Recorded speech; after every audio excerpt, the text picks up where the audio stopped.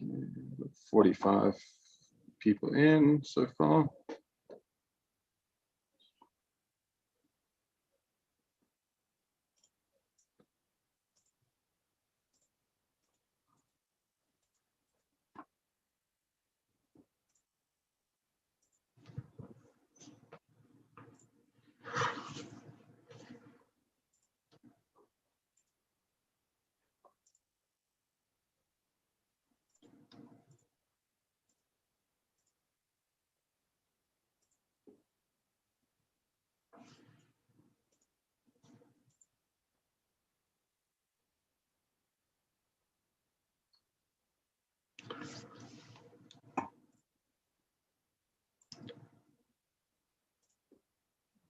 Let me know when we're good to go.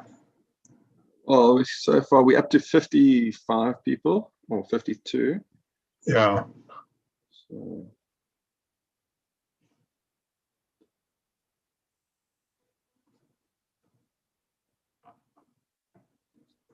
I'm going to mute myself in case people start calling.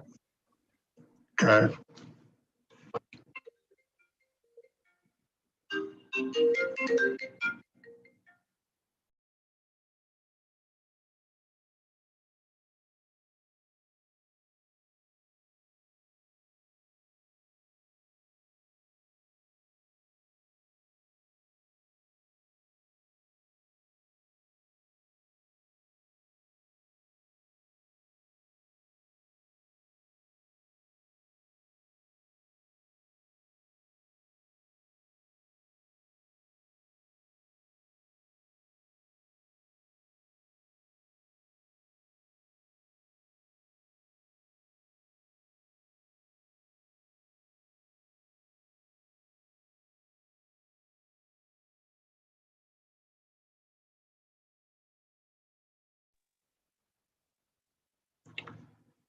Okay, should we start? I think so. Let's just do a welcome and people will carry on joining. Okay, so welcome to this, the second of our Zoom webinars, seminars, whatever what you want to call them, Zoominars. And we're privileged to have today the ever popular and erudite Professor Jackie Arendse. And just to, not to get into too much of an introduction, but Jackie, this now is the winter of our discontent. Can we look forward to a glorious summer? Oh, Okay. well, I'm not a weather forecaster, so I'll stay out of that one. Okay, so let's go to get the good news or the bad news, and the floor's yours. Great, thanks very much. Thank you, Stan, and good afternoon, everybody. I must say, it actually is with a feeling of a fair amount of optimism that we are able to review this year's budget speech. I think some of us were a little nervous about what was going to emanate from the budget speech, and I think we all agree that from what we've seen so far, it's not all bad news, and there's certainly quite a lot of some good news items in there. There's also some bad news items that I will highlight, and some of them weren't actually highlighted at the time of the budget speech, but these are always things that tend to come out a little bit later on. So what we're going to be looking at today is just the sort of the highlights, lowlights, if you like, of the budget speech. So what were the main tax proposals? I've summarized some of them on this slide here. We'll be talking in some of these items in a lot more detail, like the Annexure C amendments, but I don't want to get ahead of myself. So let me start off by just highlighting the main aspects that came out of the budget speech. Of course, you know that the personal tax tables and rebates received adjustment. I think there were a lot of forecasters who were anticipating that this would not happen, that they would, it has been done in the past where this has been a way of obtaining additional tax revenue by not making these inflationary adjustments to the tax tables, and then we allow bracket creep and inflation to do its business by creating additional tax revenue. Well, this year I think it came as a pleasant surprise that actually the tax tables and rebates were adjusted. I think not surprisingly, the VAT rate stays at 15%. I'll talk a little bit more about some comparisons around the VAT rate just now. The company tax rate stays at 28% for now, with a promised 1% reduction to take effect in a year's time, going through to the following year end. Then trust, estate duty, donations tax, that all stays unchanged. The venture capital company, also something that attracted quite a lot of discussion over the last couple of years, actually, as it's attracted more and more attention. There was a lot of discussion around whether that sunset date should be extended. At the end of the day, it was decided not to extend it. So that's the demise of the VCC incentive. Transfer duty, unchanged. Fuel taxes increased, sin taxes increased. These are always perennial favorites to generate additional tax revenue. Environmental tax, also something that is attracting more and more attention internationally as governments, spurred on by the commitments that they make around climate change, etc. And they see that they sort of round that off with climate change taxes, carbon taxes, and other kinds of environmental taxes. And so we've seen some amendments coming through there, not across all of the taxes, but we'll go into this in more detail. And then, of course, on the technical side, and what will eventually translate into the amendments coming through in the Taxation Laws Amendment Bill, the draft bill, then the actual bill, and then eventually the Act. And these are the amendments that are listed in Annexure C. Okay, so we'll talk about these in more detail over the course of this webinar. So starting now, we'll go for about an hour and a half until about 2:30, and then take a break, a little bit of a leg stretch, tea break, and then we will go through, and the plan is to finish around about 4 o'clock. Okay, so yeah, I'm just going to go through all of the different amendments. I know some of them are common knowledge now, but just to make sure that we don't leave anything out, we will go through them and basically try and cover what was in the budget speech as far as tax proposals are concerned, try and cover that in as comprehensive a way as possible. Now, of course, as always, you are welcome to ask questions. We do try and make these webinars as interactive as possible. It is a little difficult when, of course, you are there and I'm here and you are looking at your screen, I'm looking at mine, but we do have this wonderful thing called the Q&A box, or you can even just use the chat function, and you can just pop your question in there. If you want to actually ask a question, well, I guess you'd have to ask Danny if he can unmute you, but it'll probably be easiest if you just type your question into the Q&A box or into the chat box, and then I'll take those questions. If possible, take them as you go along. Otherwise, certainly after the tea break, I'll spend a little bit of time addressing questions that have come in, and then at the end of the webinar, also take 15 or 20 minutes, however long is necessary, to address any of the other questions. Okay, all right. So let's have a look. Now, of course, I'm just talking about the revenue and the tax collection side of the budget here. So I'm not going to go into a whole discussion around the actual budget deficit, revenue versus expenditure. I'm not even going to talk about government debt. We all know that that's there. We all know that that's escalating at a rather alarming rate.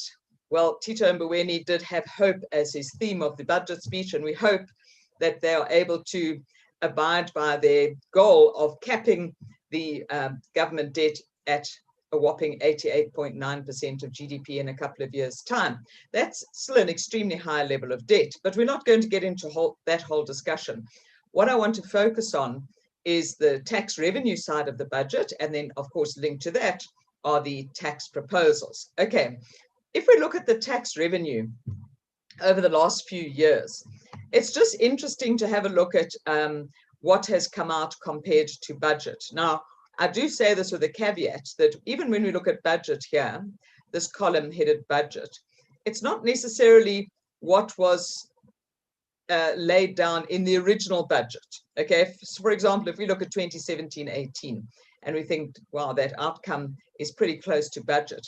If we went back to the original budget that was set in the 2017 budget speech, it may not have been exactly this number, because this number actually gets amended when the medium-term budget speech happens sort of mid-term of each fiscal year. Okay, so it is kind of a flexed budget, as it were. And so when we look at the outcome compared to the flexed budget, this is the deviation. But we see that there was actually a healthy outcome compared to budget in the 2017-18 fiscal year. And since then, we've fallen short of budget in each successive year.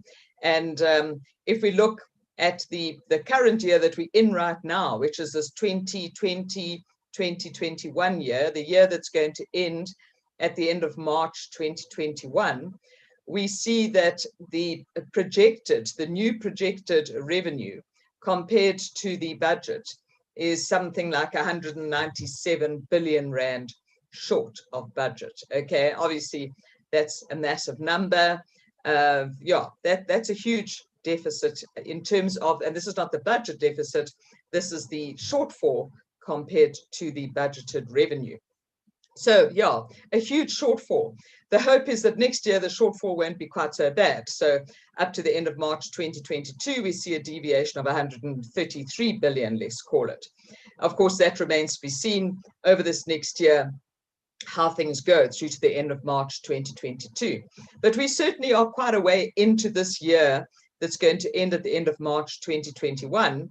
And so it does seem very likely that this is going to be close to what the final shortfall will be compared to budget. And if you think about when this budget was set, even going back to this time last year, we know that there was already a huge budget deficit based on the budgeted revenue.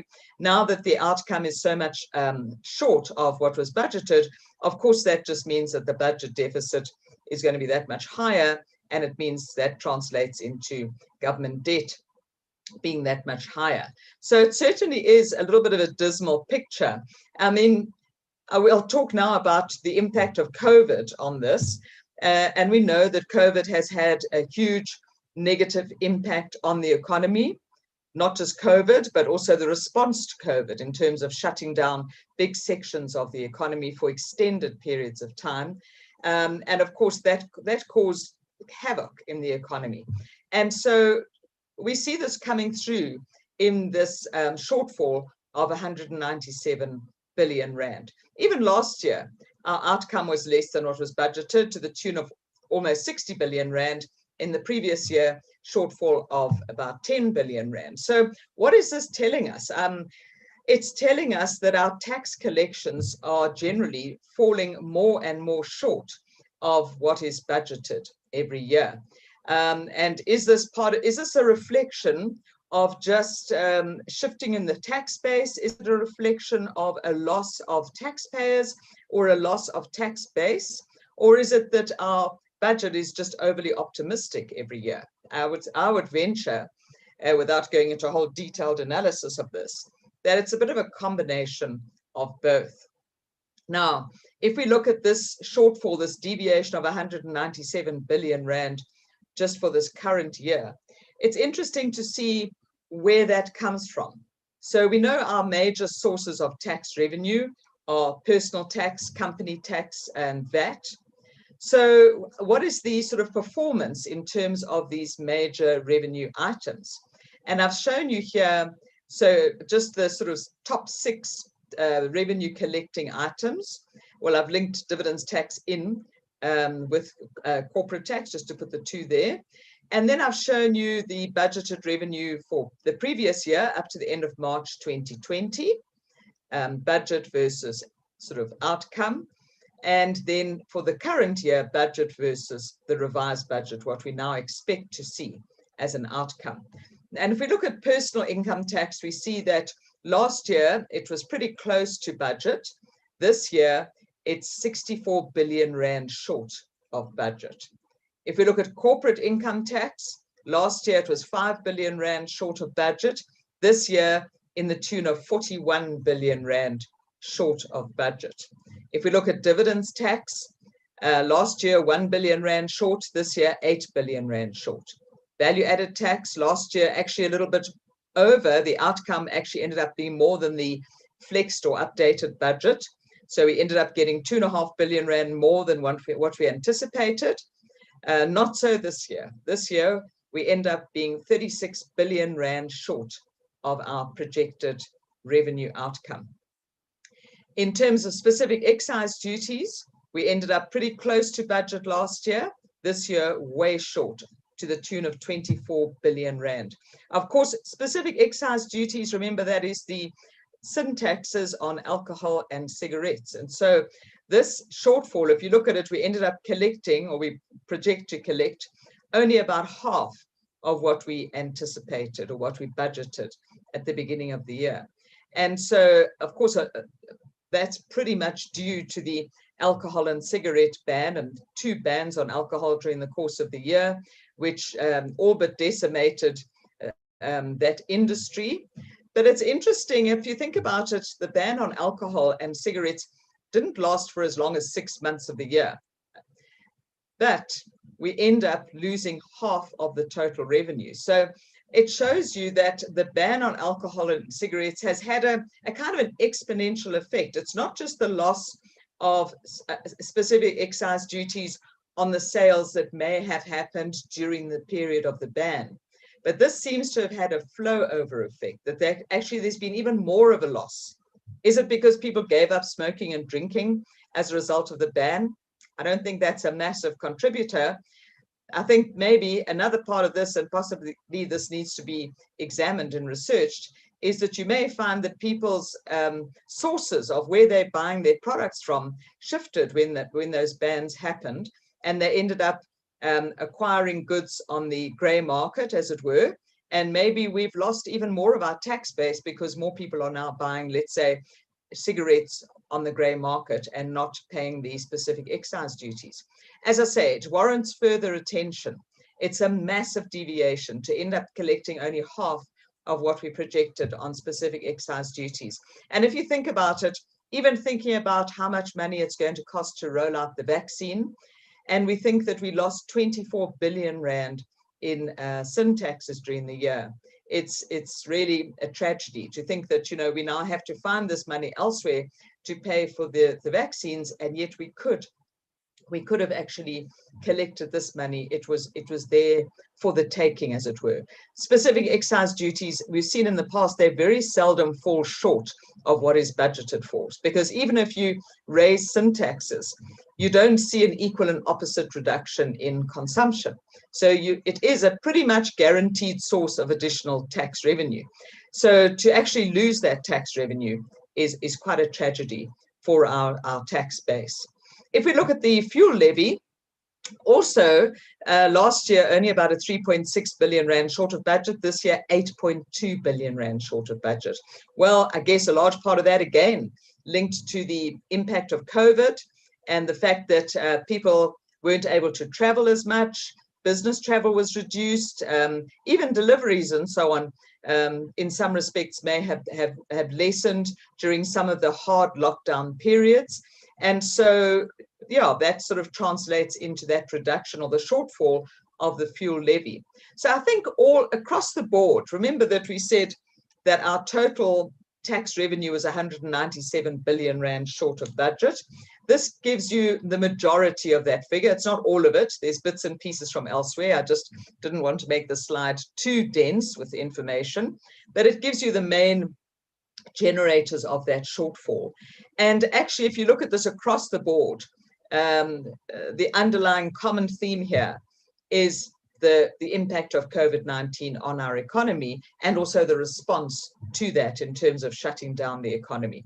And so we've seen that the negative impact on the economy, we've seen stats at our economy. There was a shrinkage of about 7% year on year over the last year. And so we see that coming through in these numbers. Even in the dividends tax, we saw that many companies slow down on paying out dividends, holding on to their cash.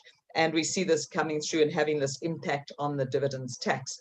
Now, of course, the picture was actually worse when the medium-term budget speech was presented in October last year. Much worse. In fact, so much worse that at that time, the Minister of Finance announced that they would have to raise additional tax revenue to the tune of extra 40 billion rand over the next few years in order to provide them with the additional tax revenue that they would need. Between then and when this budget speech was presented at the end of February, things actually improved unexpectedly. Well, of course, you know, we managed to see things improving for a time around COVID before we had the second wave. And then now, of course, we seem to be coming out of that second wave. But there was also a little bit of a mini commodities boom. And actually, the mining companies especially ended up showing profits a lot better than what was originally anticipated.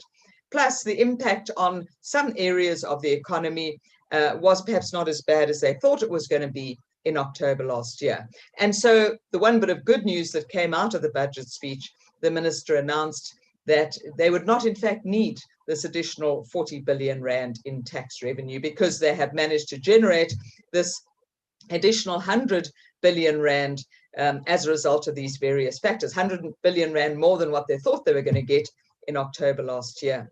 So at least there was a little bit of positivity there, that it did mean that instead of us looking at inevitable hikes in tax rates, possible, you know, wealth taxes and things like that, having to be introduced, special tax to raise money for the vaccines and so on, we ended up with the much better news of saying, actually, for the time being, we can manage without having these massive additional tax increases.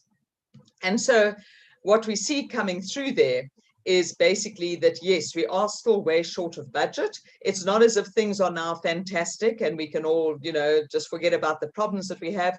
We still have big government budget deficits. We have ever increasing government debt, and these things are still going to require very careful management over the years ahead. But I think for the time being, we all heaved a huge sigh of relief that we were able to at least maintain things as they are without seeing big tax increases at this stage. Now, what I just thought would be interesting, people often ask, you know, out of this personal income tax, corporate income tax, how much do we generate by way of capital gains tax? Of course, capital gains tax is not a separate tax. It's a tax that we recover through the income tax system. Now, in the SARS statistics that they released a little while ago, the 2020 statistics, they give a breakdown of the capital gains tax that is raised by way of personal income tax and company income tax year on year. And so we see that there is a bit that is raised. And so these numbers are obviously included in these revenue numbers over here. So if I say personal income tax in the current year, let's go back to 2020, raised to the tune of 528 billion rand.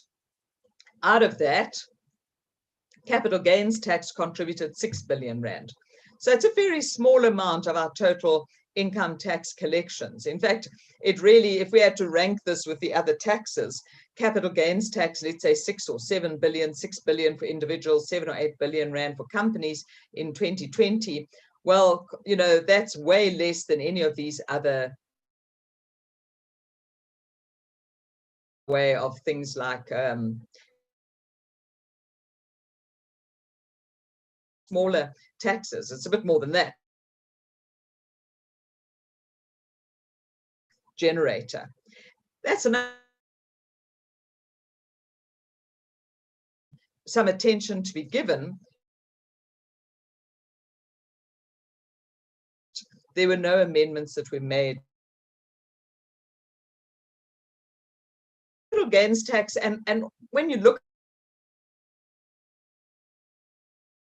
at tax and we think how complicated to see SARS really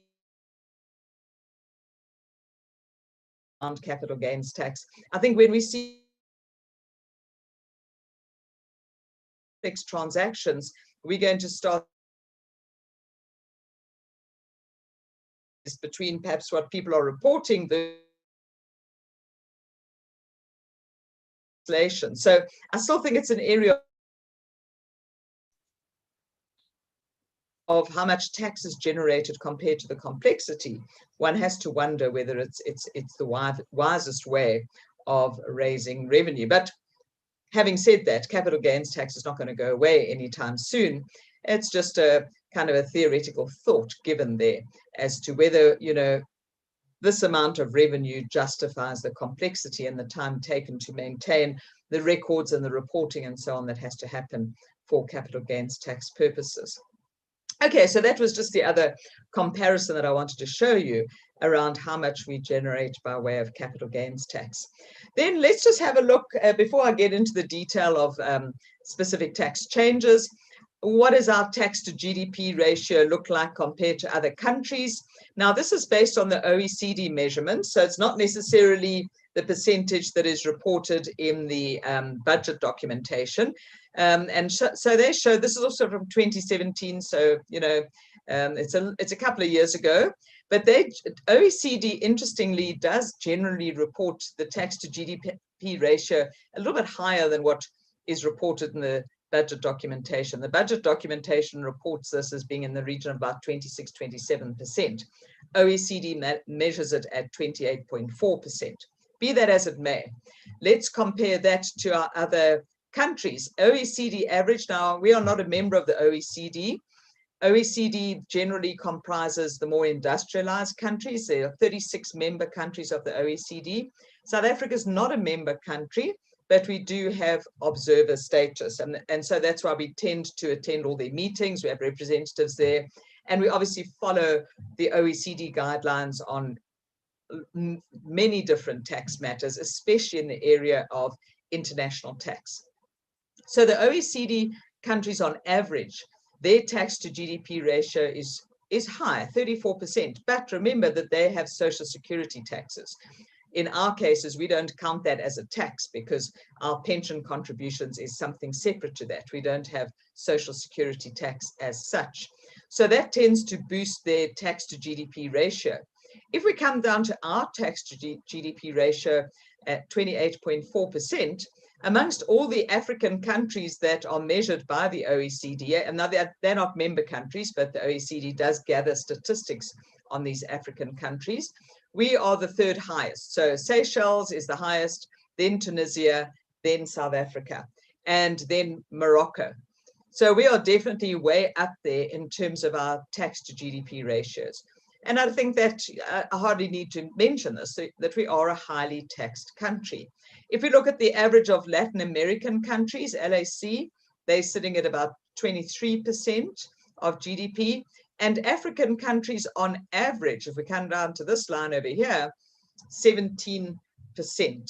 And we are sitting, as I say, even our own reporting puts us at about 26-27%, and the OECD puts us at about 28%. So we are much higher than the African average. So I think it's important to recognize this when there's discussion around increasing taxes, introducing additional taxes, and so on. We should not be needing to introduce additional taxes. We are already a highly taxed country. What we need to be doing is managing more carefully within the revenue that we are generating. Now, another interesting aspect when you look at the revenue that we are generating is the composition of that revenue. If you go down to the bottom of the slide here, South Africa, this is again based on OECD numbers. So our total tax revenue collections, as we know, most of that comes from personal income tax. This blue line on the left, you can see the legend over here, individual taxes, personal income tax contributes around about 35% of our total tax collection. The next biggest contributor is VAT. There's a slightly darker blue line over here, is VAT, and then corporate taxes. So those are our big three tax contributors, right? If we look at OECD countries, we see that their personal income tax contributes much less of the overall pie. In fact, most of their pie seems to come from social security taxes, which you could kind of link that into personal income tax, I guess. That then is the next biggest contributor, and then corporate tax. Corporate tax contributes a much smaller percentage of the overall pie compared to what we see in South Africa. And if we compare to other African countries, this third line down over here, I found this really interesting, is that if you look at other African countries, or the African average across all African countries, they tend to collect their biggest share of tax revenue comes by way of consumption taxes, value-added tax. And yet we are a little bit shy in terms of using that as the sort of primary source of tax revenue. We rather get our tax revenue from the personal income tax. And actually, if you look at it, remember that, we're getting our personal income tax from less than kind of 6 million taxpayers out of a population close to 60, sort of 55 million people. So we've got a huge reliance on a very small number of taxpayers, whereas other African countries tend to have their tax revenue much more spread across the whole population, relying much more heavily on consumption taxes, which really are borne across the population, a much lower reliance on personal income tax, and maybe a slightly higher reliance on corporate tax than what we see here in South Africa. So I find this very interesting in terms of looking at our tax revenue composition. It has been mentioned for a few years now that there seems to be a trend focusing more and more on consumption taxes and indirect taxes, as opposed to direct taxes like corporate tax and even personal income tax. And who knows, that might be a direction that South Africa would need to start looking at going ahead, because it does seem to be becoming increasingly risky to kind of place so much focus on just a few taxpayers in terms of our reliance on personal income tax to kind of bolster our tax revenue collections. Now, just focusing on VAT for a while, I mentioned that the VAT rate is not increasing. And I mentioned also that VAT in most African countries is the biggest kind of source of tax collections. And so you can see here this comparison over here with some numbers inserted, that for the African average, they look at collecting almost a third, 29% of their total tax collections comes in the form of VAT, higher than your Latin American countries, significantly higher than what we see across the OECD. And if we had to put South Africa in there, we get around 22% or so of our tax collections from VAT. So yeah, we are slightly more than the OECD, but certainly nowhere near the African average in terms of the reliance on VAT as the most important source of revenue collections. Now, it's also interesting that when you look at the reliance on VAT across other African countries, their average VAT rate is 16%. So this is across, I extracted the VAT rate for about 30 different African countries, and it ranged from a low of 10% to a high of 20%, with an average of 16%. If we look on the OECD countries, ranging from a low of 5%, that's in Canada, I think it was, which is quite interesting, up to a high of 27%. That's a really high VAT rate, with an average rate of 19%. And of course, we put South Africa in there with a VAT rate of 15%. So it really does show us that our VAT rate is low compared to other VAT rates internationally. African average, 16%, OECD average, 19%, and our VAT rate is 15%.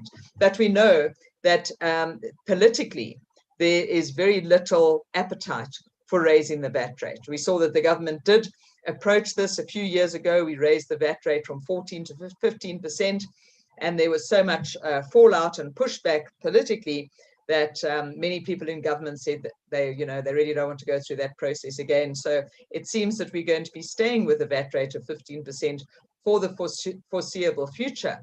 But of course, we do need to understand then, if we are going to be cutting down on corporate income tax and we're going to keep the VAT rate the same, what it's really doing is just putting ever more reliance on personal income taxes. And of course, we all know that in terms of risk profile, the more you have reliance on kind of one client or one source of revenue, the more risky that becomes. And I think South Africa may have to look at kind of spreading our tax risk in a more healthy way in years to come.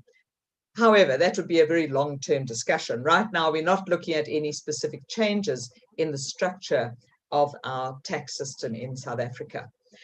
All right, so moving on to specific things over the last year. Of course, we know that we have the COVID-19 tax relief measures that came through the Disaster Management Tax Relief Act, promulgated in the latter half of 2020, and that the COVID-19 tax measures came in kind of a number of different ways. We saw the deferral of provisional tax, employees tax, and specific excise duties. The manufacturers of alcohol, because normally they would pay their specific excise duties as the goods are manufactured, but because there was a delay due to the alcohol ban, government negotiated with them a deferral of the payment of the specific excise duties, the sin taxes on alcohol. So there were deferral mechanisms there. And what was announced in the budget speech is that these basically were higher than expected. There was cash flow relief that was provided to the tune of some 28 billion rand. Now, that's not total cash flow relief. It's a breathing space, whether it be on provisional tax or the deferral of specific excise duties. All it is deferring the payment of those taxes until a later period of time. So that payment still has to be made by those taxpayers, but it just gave them some breathing space. And so it was reported that there was a healthy take-up on those tax relief areas. There was also, of course, the deferral of PAYE that was available during the course of 2020. Here, the report was that the take-up was much less than was anticipated. Government had budgeted 19 billion, or they expected relief to the tune of around 19 billion rand deferral. So this is a kind of an interest-free loan from SARS, if you like, that you could defer the payment of the PAYE. Remember that there was a deferral, but then you'd have to spread that repayment over the 6-month period. And companies used only 1.9 billion of the projected 19 billion rand relief. So a much lower take-up on the PAYE deferral than what government expected. They have said that they are planning the additional 4 billion rand tax deferral for the alcohol industry, but that will be granted on the case-by-case applications. This is for the latest alcohol ban that took place and for the cash flow problems that were created as a result of that. Remember also that we did have the skills development exemption, levy exemption for a few months, and that provided relief of about 5.9 million rand in line with estimates. Interesting that, you know, the skills development levy exemption, the take-up there was in line with estimates, not so much with the PAYE deferral. I think a lot of employers just figured that they would rather just, if they were able to just pay the employees' tax, rather just pay it, with the thought that the deferral and then having to arrange for the payment over the remaining months might just become more complicated than was deemed expedient. Then, of course, there was also the TERS system and the expanded ETI system, and their companies could choose, and they claimed 57 billion rand from TERS against 1 billion rand from the expanded ETI. So a lot of take up on TERS. I'm sure a lot of tax practitioners were involved in assisting their clients with that. And so we see that there was quite a lot of take-up on these COVID-19 tax measures. I think they've all run their course now, except perhaps with the specific excise duties on the alcohol industry. Although it was mentioned, however, not taken up in the budget speech, but it was mentioned when they put the final amendment bills together last year, that they would look at further COVID-19 tax relief measures, but there hasn't been any further announcement around that. Okay, so let's then get into the actual announcements of the budget speech. I don't need to focus too much on the personal tax tables. I'm sure you're all aware of the fact that all of the thresholds have increased by 5%. So there is real tax relief there, because the inflation rate is only in the region of 4%. So yeah, an adjustment to the tax tables in excess of the rate of inflation. Also an adjustment to the personal rebates of 5%, or over 75s came in at 4.9%, almost 5%. So 5% adjustment to the rebates across the board. And of course, if you then put that all together, it means that our tax thresholds went up by 5%. So tax threshold is how much taxable income your taxpayers, your individual taxpayers can earn before they end up paying any tax at all. So under 65s can earn up to taxable income of up to 87,300. Over 65s, over 75s have a higher threshold because they have the higher rebates, obviously. Okay, so we see all of those increasing by 5%, which, as I say, is more than the inflation rate. Therefore, we see that there is real tax relief that has been given to personal taxpayers. And it was very heartening to hear the minister actually showing appreciation for taxpayers in South Africa and saying thank you to taxpayers who abide by their obligations and pay their tax on time. So heartening to hear that. Then, of course, on the company side, so our company tax rate has remained at 28% for many years now.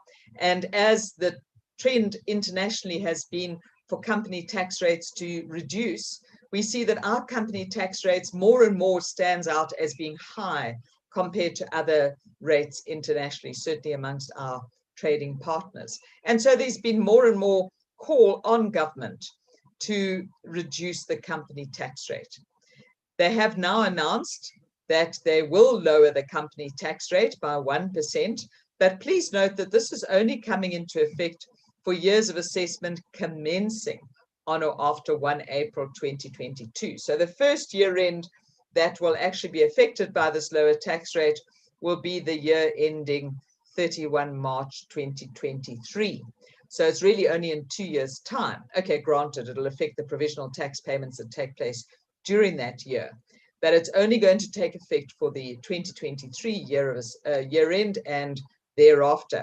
Okay, so it's something that's going to come in the future, and it's a proposal at this stage. Of course, it hasn't been legislated yet. Now, I've shown you the composition of our tax revenue and how we rely quite a lot on corporate tax as the third biggest contributor towards the overall tax revenue pie. And so government cannot just give up the tax that will be foregone by reducing the company tax rate by 1%. And so they've said that this will be done alongside measures to broaden the corporate tax base. And that will be done specifically by limiting interest deductions and the set-off of assessed losses. I should also mention that a big part of corporate tax also is looking at international tax, looking at things like transfer pricing, controlled foreign company legislation, and so on. And their government is certainly tightening up and working very closely with the recommendations of the OECD as they've been working through their whole exercise basically since 2013, looking at base erosion and profit shifting and how to minimize base erosion and introducing various measures related to that. And so that will also come in terms of expanding or protecting our corporate tax base. But the main measures to kind of broaden the corporate income tax base will be the limitation, the further limitation. We already have some limitations on interest deductions, but there'll be further limitations on interest deductions and also new limitations around the set-off of assessed losses. And so on the back of that, they announced that government will give consideration to further rate increases in future years to make our corporate tax system more attractive, but they will do that in a revenue neutral manner. So as they boost their tax collections through broadening the tax base, so they would be able to reduce the headline corporate tax rate.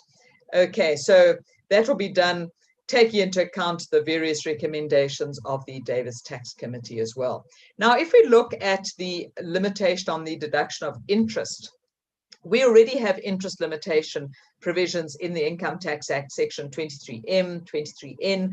They are very specific.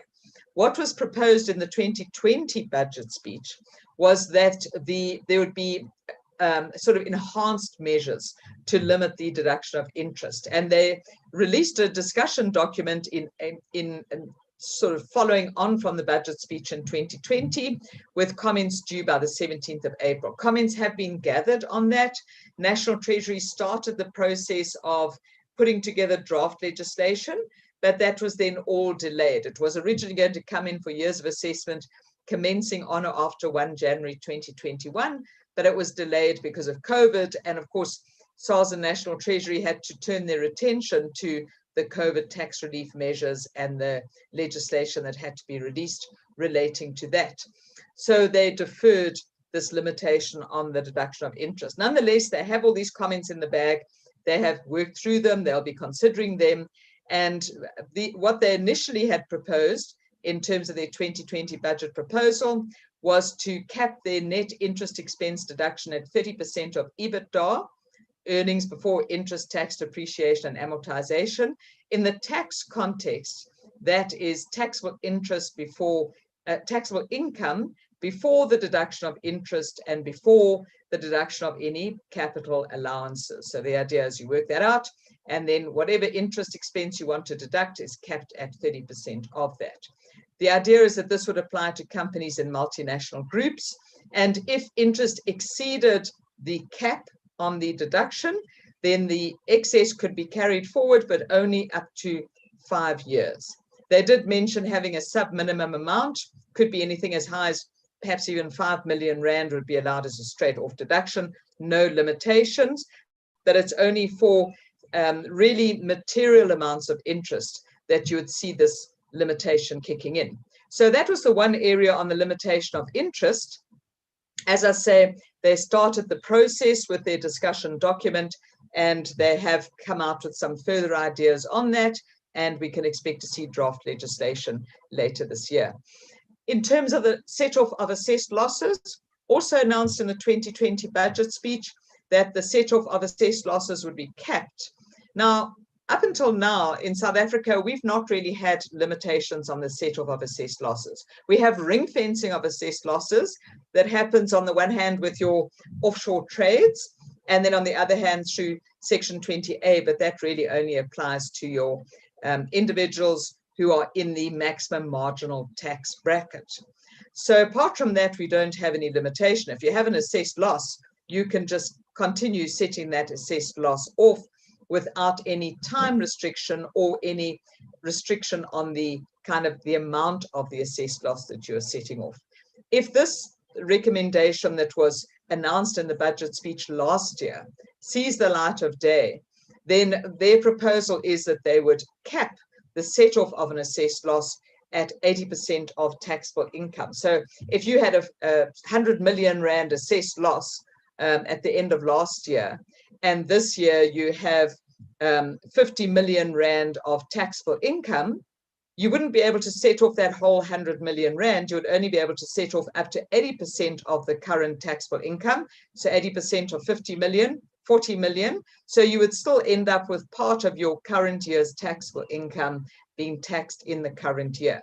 Of course, if you're only able to set off 40 million rand, you've still got 60 million rand of assessed loss that would then carry over to the following year.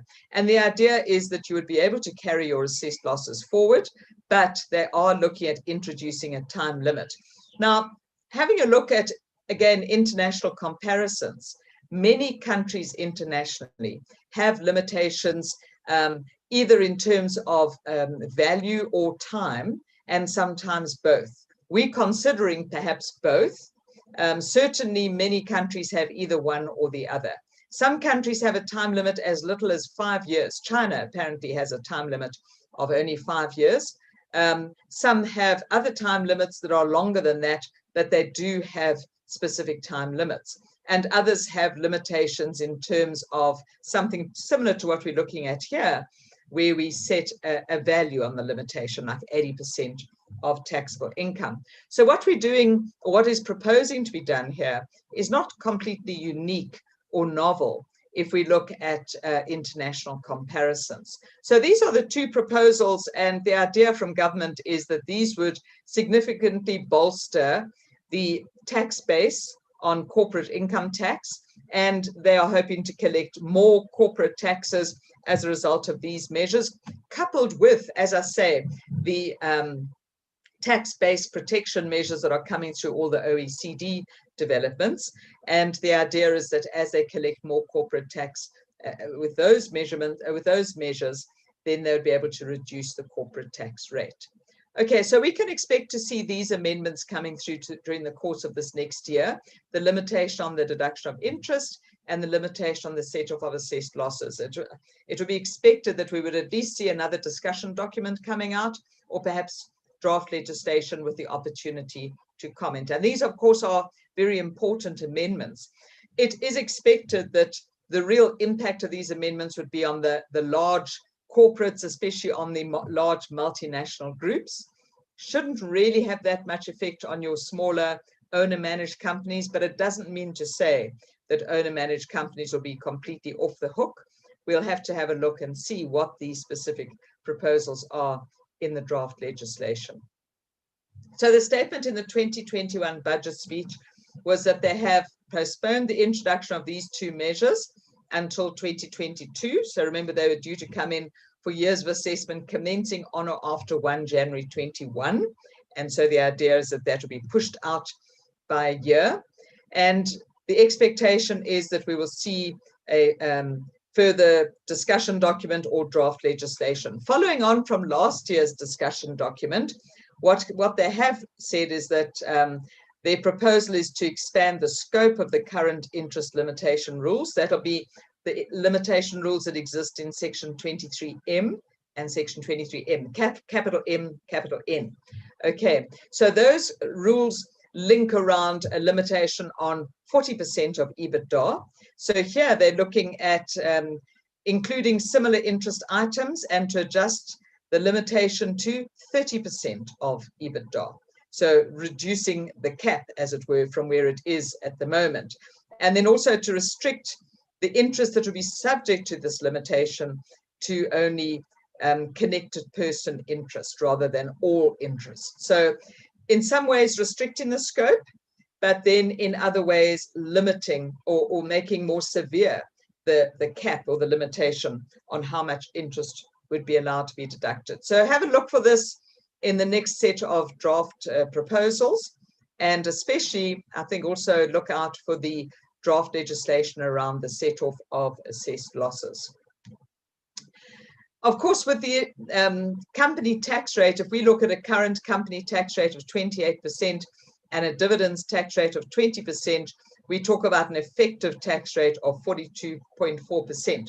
How we get to that is we would say a company that, let's say, has 100% of pre-tax profits, take off 28% company tax, we're left with 72 Rand available for distribution. If all of those dividends go to shareholders who are liable for dividends tax, i.e. individuals and trusts, and liable for dividends tax at the full rate of 20%, then the full tax rate on those dividends is an effective 14.4% on the original 100 Rand of pre-tax profits. And so that takes our effective tax rates on fully taxed distributed profits to 42.4%. Compare that to the maximum marginal tax rate on individuals of 45%. And if we see this company tax rate going down to 27% in the 22-23 tax year, of course, out of every 100 Rand of pre-tax profits, we would then have 73 Rand left available for distribution. If that was taxed at the current dividend tax rate, if it stays the same, I'm not sure what it's going to be 2 years down the line, but if it stays the same at 20%, then your effective tax rate on your dividends, if they are fully taxed, would be 14.6%. And that would take your effective tax rates on fully distributed and fully taxed profits to 41.6%. So even further off the marginal tax rate on individuals, which is currently at 45%. Now, it's quite interesting because for a long time, SARS especially has been quite fixated on this idea of trying to make sure there's no opportunity for tax arbitrage. So we don't want there to be a gap between these two rates, the 45% maximum marginal tax rate on individuals of 45% versus this effective tax rate on corporate profits, which could drop as low as 41.6%. So it remains to be seen whether the authorities are happy just to live with this gap between the two rates, or whether, for example, they would increase the dividend tax rate to try and reduce the gap. We don't know. The only thing that's been told to us at this stage is that we would see a reduction in the corporate tax rate. We haven't been told anything about what's going to happen to the dividends tax rate. And there certainly has been no mention of dropping the maximum marginal personal tax rate of 45%. So it would seem that we would just end up with this gap between the two rates. All right, let's move on to small business. Unfortunately, once again, we see basically no change to the tax table for small business corporations. Remember, these are companies that meet the definition of being a small business corporation, that definition in section 12 cap E subsection 4 of the Income Tax Act. If you meet the definition of a small business corporation in a particular year of assessment, then you'd be eligible to be taxed according to this preferential tax table. Obviously, this gives you a better outcome than being taxed at 28% from the first rand of taxable income. So here we see the taxable income up to 87,300. You would have a tax rate of 0%. So this rate of 87,300, this threshold, is always in line with the tax threshold for individuals under 65 years of age, which I showed you near the beginning of the presentation. So we saw that tax threshold increasing by 5% because of the change to the tables and the adjustment to the rebate. So as the personal threshold for people under the age of 65 went up to 87,300, immediately this tax table automatically changes to reflect the same threshold. Apart from that, everything else on this table stays the same. Obviously, with that threshold increasing from 83,100 to 87,300, it does flow through in terms of the amount of tax.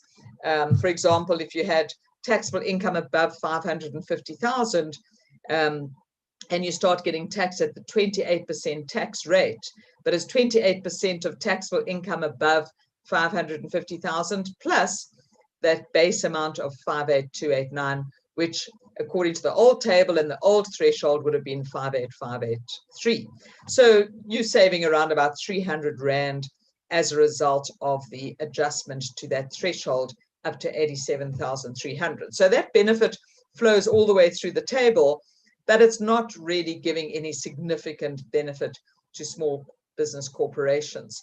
It remains to be seen, going forward. There's a much bigger exercise underway looking at how to incentivize small businesses, what is actually needed, what is needed to encourage people to become entrepreneurs, and how to build businesses even in rural areas and so on. And so there's a much bigger exercise underway, which may well see this table being adjusted in years to come, but we've certainly seen no change to this table for quite a number of years now.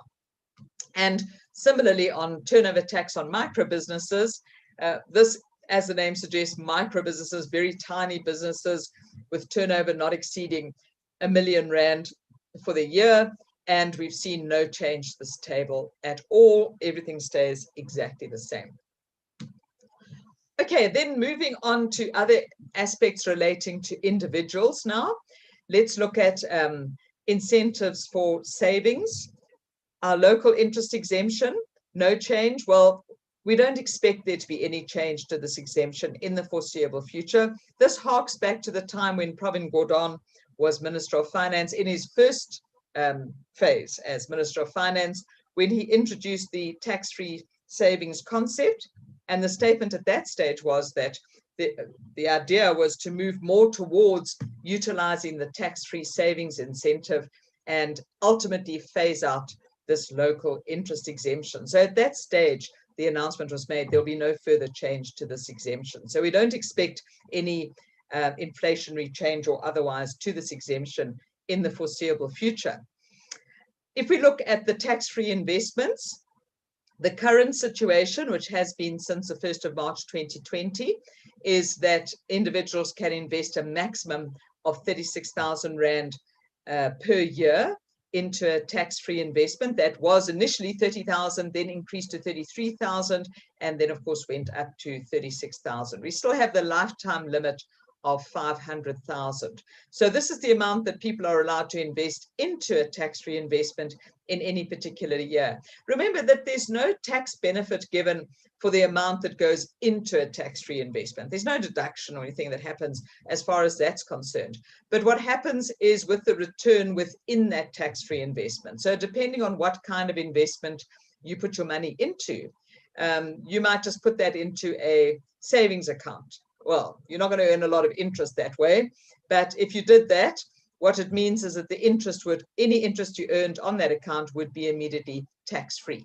If you put your money into a more sophisticated product, an ETF or something like that, where you have possibly a return in the form of interest, maybe dividends, maybe capital gains tax, well, all of those returns are completely tax-free. And that's the idea with the tax-free investments. It's the returns that are tax-free. And there's no limitation on how much is tax-free. The limitation comes in how much you can invest into those products. Okay, so that's why we have this limitation of currently 36,000 Rand per year, lifetime limit of 500,000. So that's how much you can put into the products. Whatever you earn on those investments is 100% tax-free. And currently we have this tandem system where we have the tax-free investments together with the local interest exemption. As I say, further down the line at some stage, there may well be the decision to do away with this local interest exemption and rather just stay with the tax-free investments. And that's why it is a good idea, even though we're not talking about a lot of money every year, but the idea is that incrementally one should be putting this money into tax-free investments, let it just accumulate, because ultimately all of your returns would be entirely tax-free. So if we did then do away with this local interest exemption and you've then shifted your savings into tax-free investments, you're getting your tax benefit there. All right. Okay, so that's the idea with the tax-free investments. As I say, no further changes in this year's budget speech. If we look still on individuals, the other issue that people are always concerned about, well, this comes normally immediately after the tax tables, the rebate, and then, of course, what comes through the medical rebate, the medical credit. To be specific, the medical scheme fees tax credit that comes through Section 6, capital A. Now, this is a monthly credit that comes through if the taxpayer has contributed to a medical scheme. And the idea is that there's a monthly amount, because this can then be taken into account by the employer through the employee's tax system. So that monthly amount, you'll see there's a 4.1% increase, or for additional dependents, 4.2%. So that's an inflationary increase. It's not as much as the 5% increase we saw that was applied to the actual personal tax tables, but at least it is an inflationary increase that has happened to this monthly amount. So we see it going up to 332 per month, and this comes in, it has come in from the 1st of March, so it came in from yesterday. Okay, so for the member and the first dependent, 332 per person, and for each additional dependent, 224 Rand per person per month. Now, there are two medical credits, right? There's the Section 6A credit, and this can be taken into account by the employers every month for payroll tax purposes. And then we get the additional medical credit. The additional medical credit for people under the age of 65 is only taken into account on assessment. For people over the age of 65, the employers can take this into account for employees' tax purposes. There's no change to how this additional medical credit is calculated. Of course, there's different calculations depending on whether you're a taxpayer who has preferential treatment. That's in the block on the right. That talks about taxpayers who are 65 years and older, or the taxpayer spouse or child is a person with a disability. Then they get a preferred treatment. You'll see they get 33% of their qualifying medical expenses and excess contributions, and there's no hurdle rate. You don't subtract 7.5% of taxable income. Whereas for other taxpayers, those under the age of 65 who are not persons with a disability, there you're looking at 25% of your qualifying medical expenses and excess medical contributions. The excess medical contributions is the excess actual contributions paid minus 4 times medical credit, the 6A medical credit. All right, so you take if there's any excess plus your qualifying medical expenses actually paid out-of-pocket expenses paid by the individual, but then you have to subtract this hurdle of 7.5% of taxable income. Okay, so yeah, it does mean that the chances of getting this additional medical credit are quite slim for the average person, unless you have really out of the ordinary medical expenses that you have to pay out of your own pocket in a particular year. Okay, this question from Ian looks like it's dealing with corporate tax. I'll come to that after the tea break. Okay, so the additional medical credit, no change at this stage. Right, and then just on UIF, of course, UIF is paid, it's a payroll tax, 1% from the employer, 1% from the employee. The only change here is that from the 1st of March, we've seen this remuneration threshold increase to 17712. So it means that people from the 1st of March could be paying more UIF than what they did before, because instead of being capped at 148.72, it's capped at 177.12 from March 21 onwards. On the skills development levy, no change there. It's still 1% on payroll. But remember, there is this exemption if your annual remuneration of the employer does not exceed 500,000 Rand. Okay, then on to some specific changes that have come through that were announced. And this has come through in terms of the taxation laws, the draft Revenue Laws Amendment Bill. And in terms of the retirement annuity fund withdrawal, now just to put this into context, so this came through one of the notices that was published in the Government Gazette. So we've seen the draft notice that has been published at this stage, and it links to paragraph B10cc of the proviso to the definition of retirement annuity fund. So if you look it up, what this is actually referring to is remember that normally when you're a member of a retirement annuity fund, you put your money into the fund as you go along with your membership. There's normally no way of getting that money out of the fund, okay, except perhaps on immigration, and we've seen those rules have changed during the latest round of amendments that was promulgated in January this year. But this particular proviso says that the rules of the fund must provide that a member who discontinues their contributions prior to retirement date shall be entitled to, and it lists various things. And I've just picked up the first little sub-paragraphs. So shall be entitled to an annuity or a lump sum, or to be reinstated as a full member, or, and what we're really considering here with this particular amendment, is that they should be entitled to the payment of a lump sum if that member's interest is less than a sort of a sub-minimum amount. It used to be 7,000 Rand. So if your membership benefit, your retirement benefit within the retirement annuity fund was less than the sub-minimum amount, and you discontinued your contributions, then that would be one of the few instances where you would be allowed to have your sort of benefit paid back to you. Okay, so it used to be 7,000 Rand. As from the 1st of March 2021, that amount goes up to 15,000 Rand. So it's just dealing with very small amounts that have been invested into retirement annuity funds. If a person discontinues their contributions, in that case, with those very small amounts, less than 15,000 Rand total benefit, then that benefit could be refunded back to the member.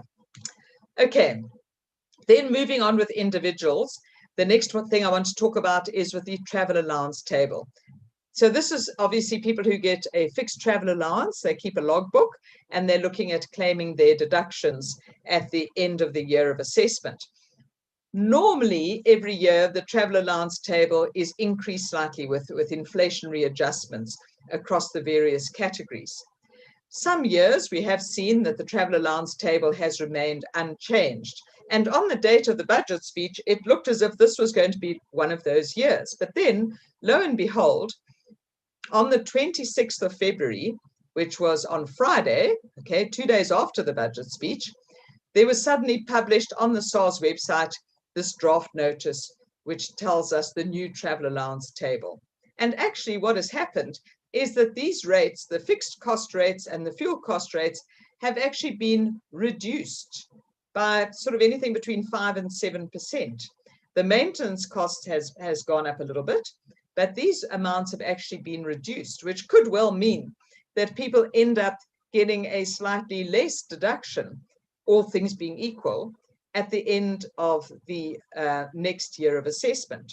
Okay, so please just be aware of this, that there is a new travel allowance table that has come into effect from the 1st of March 2021, running up to the end of February 2022, and that the rates on the table, certainly in terms of the fixed costs and the fuel costs, are actually lower than they were last year. What is also interesting is that when you look at the fixed travel rate, and that's especially when you look at reimbursements that employers can reimburse for occasional travel undertaken by employees up to a certain amount, and that reimbursement will be completely tax-free. That amount was R3.98 per kilometre. That has also gone down from the 1st of March 2021 and is now R3.82 per kilometre. This is per the draft public notice that was published on the SARS website on the 26th of February. All right, so if you reimburse at more than that amount, and remember that this reduced rate came in from the 1st of March 2021, if the employer reimburses at more than R3.82 per kilometre going forward, the excess amount immediately becomes taxable as part of remuneration. Okay, so that's something to bear in mind, that that has to come through in terms of the payroll, has to come into remuneration and be subject to employees' tax in basically immediately that you pay in excess of that fixed rate.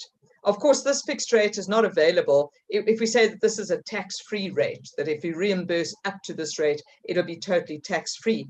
That is not the case if there's any other form of allowance or reimbursement paid in respect of the same vehicle. So if you're giving the person a 10,000 Rand a month travel allowance and you say we'll also reimburse you at a rate of R3.82 for any business mileage traveled, then you're not going to get a tax-free reimbursement because there's also a fixed travel allowance that has been paid in that case. All right, so please just note that that rate per kilometre has come down from the 1st of March 2021.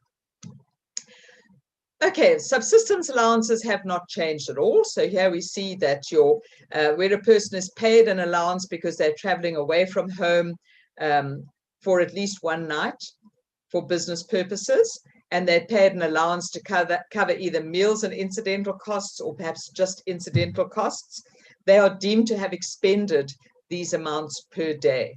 So if the allowance covers meals and incidental costs, the employee is deemed to have expended $4.52 per day. So if your allowance is up to that amount, it would be tax-free. If it's intended to cover only incidental costs, then the employee is deemed to have expended 139 Rand per day. So any amount paid up to that amount would be completely tax-free. If you pay in excess of those amounts, the excess is taxable, but it will only become taxable on assessment. All right, but it would become taxable unless the employee is able to prove that they actually incurred expenditure up to the amount of the allowance that you actually pay. So there's deemed expenditure up to this amount. If the employee wants to prove higher expenditure than that, they would have to submit the necessary documentation to prove the additional expenditure.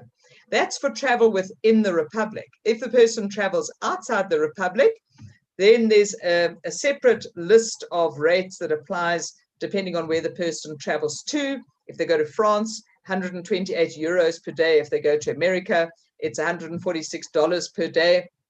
And you translate that using current exchange rates. So these rates per day for foreign travel haven't changed since 2019, and the statement by SARS is that that table will stay as is until further notice. So unless they specifically tell us that these rates have changed, we just go with these same rates for the foreseeable future. Okay, so nothing changed as far as your overnight stays are concerned. But what has changed is as a result of this amendment that became effective from the 1st of March 2021. This was part of the 2020 amendments.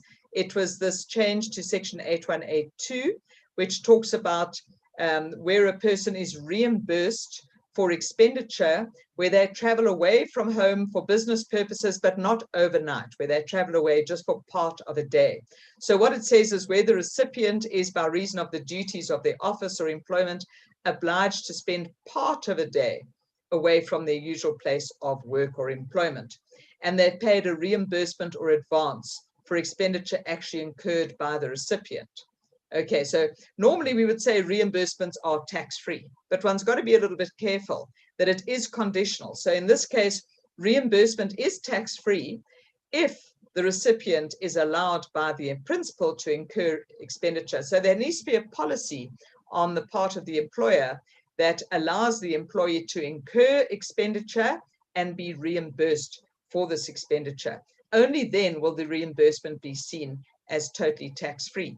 And in terms of this amendment, which became effective from the 1st of March 2021, which does tighten this up and say that this is only exempt if the recipient is allowed by the principal to incur the expenditure and be reimbursed for the expenditure.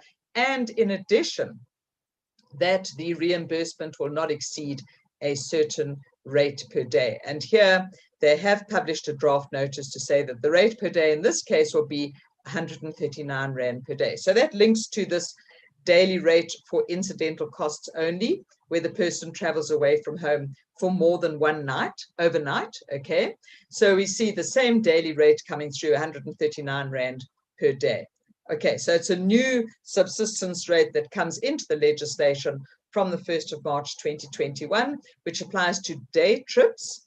But remember that it's also that the person must be specifically allowed by the principal to incur expenditure and be reimbursed. And then the amount of the expenditure must not exceed an amount published on the SARS website.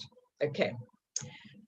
Right, and then also on individuals and the tax policy relating to individuals. Of course, a lot of discussion over the last year with COVID lockdowns and many people working from home. Many people are still working from home, maybe not quite as many as were, let's say, in March and, well, April and May last year, right through to possibly the end of last year.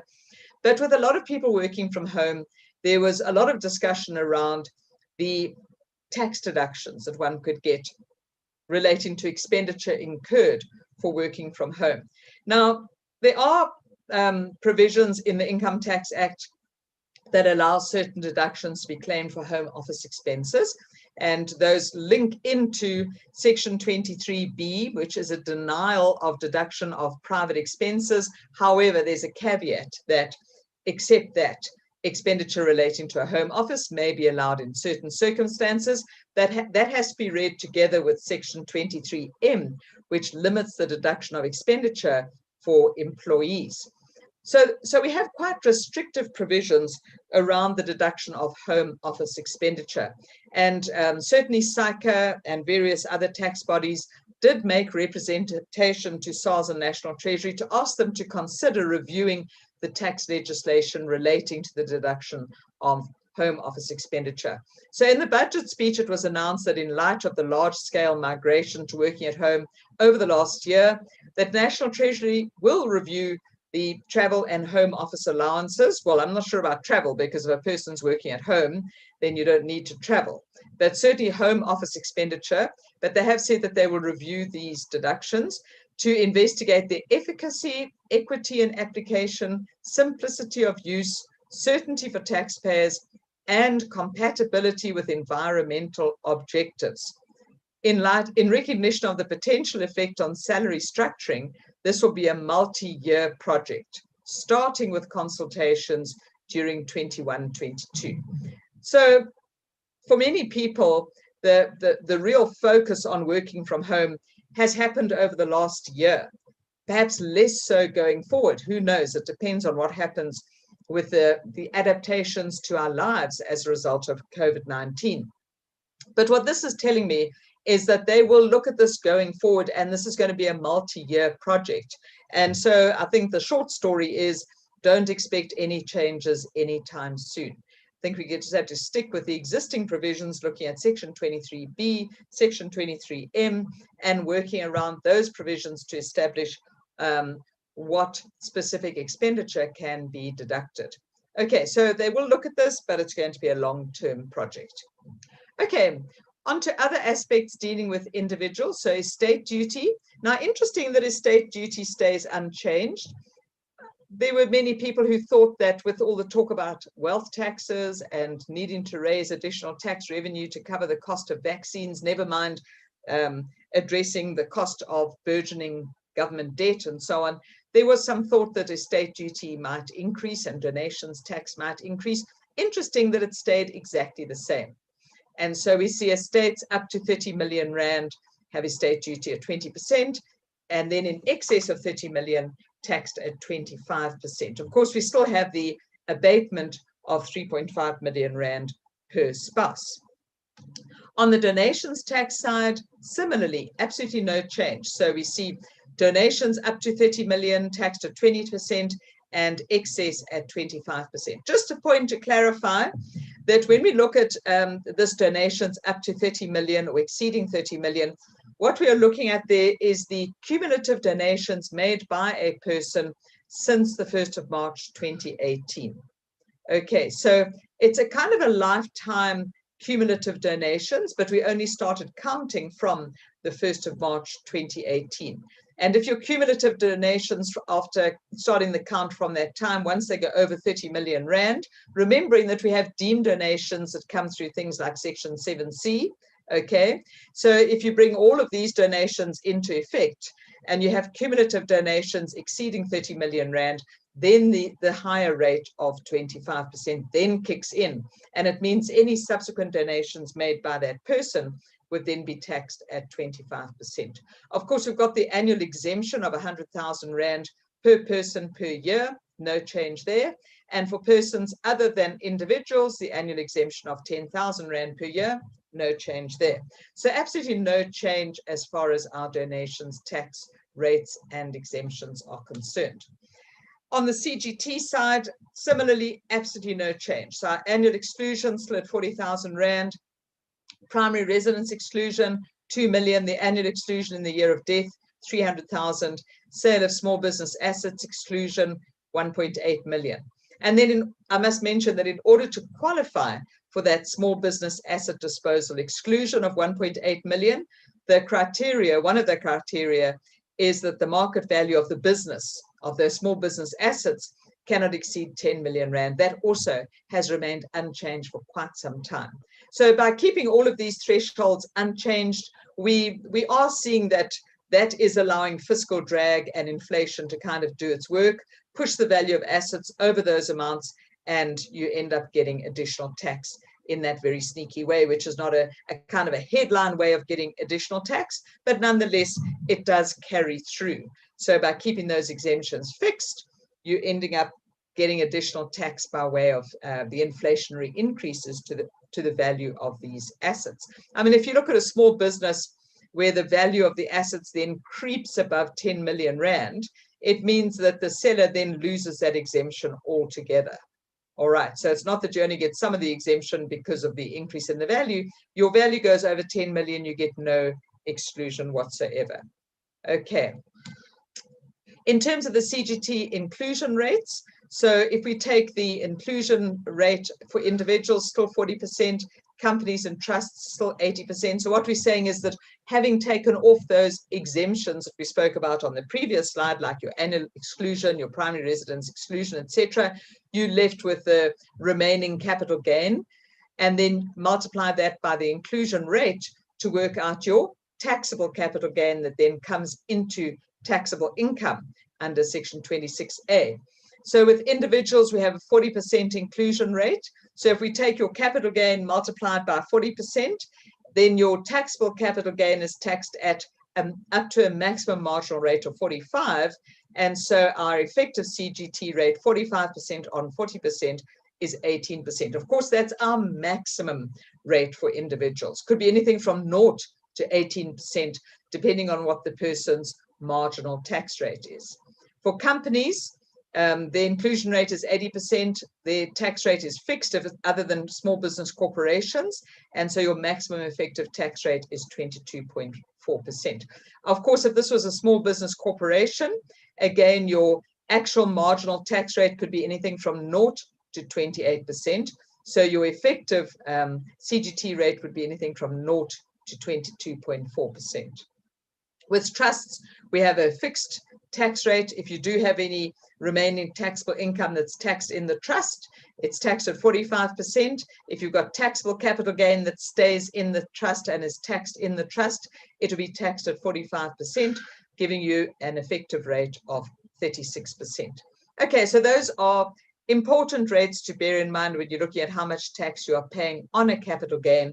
It's basically your marginal rate applied to the inclusion rate to give you the effective rate. Okay, then on to transfer duty. No change whatsoever. So the same tables have applied since the 1st of March 2020. No change. Bearing in mind that any value of the property exceeding 11 million is taxed at 13%. We still have this threshold value of property up to 1 million rand, no transfer duty at all. So that at least is giving people in your sort of entry-level housing to acquire their first home, acquire a home up to 1 million rand without paying any transfer duty. Of course, transfer duty applies if that does not apply. If you've got a vendor who is selling property, then it will be subject to VAT, then it is not subject to transfer duty. So it's either VAT or transfer duty, but not both. And then in terms of other withholding taxes, we spoke about dividends tax earlier, and I mentioned about the 20% and that there's no indication of whether that's going to change in the future. We do have other with national transactions. So you have interest going from South Africa to a non-resident, royalties to a non-resident, and payments to foreign entertainers and sports persons.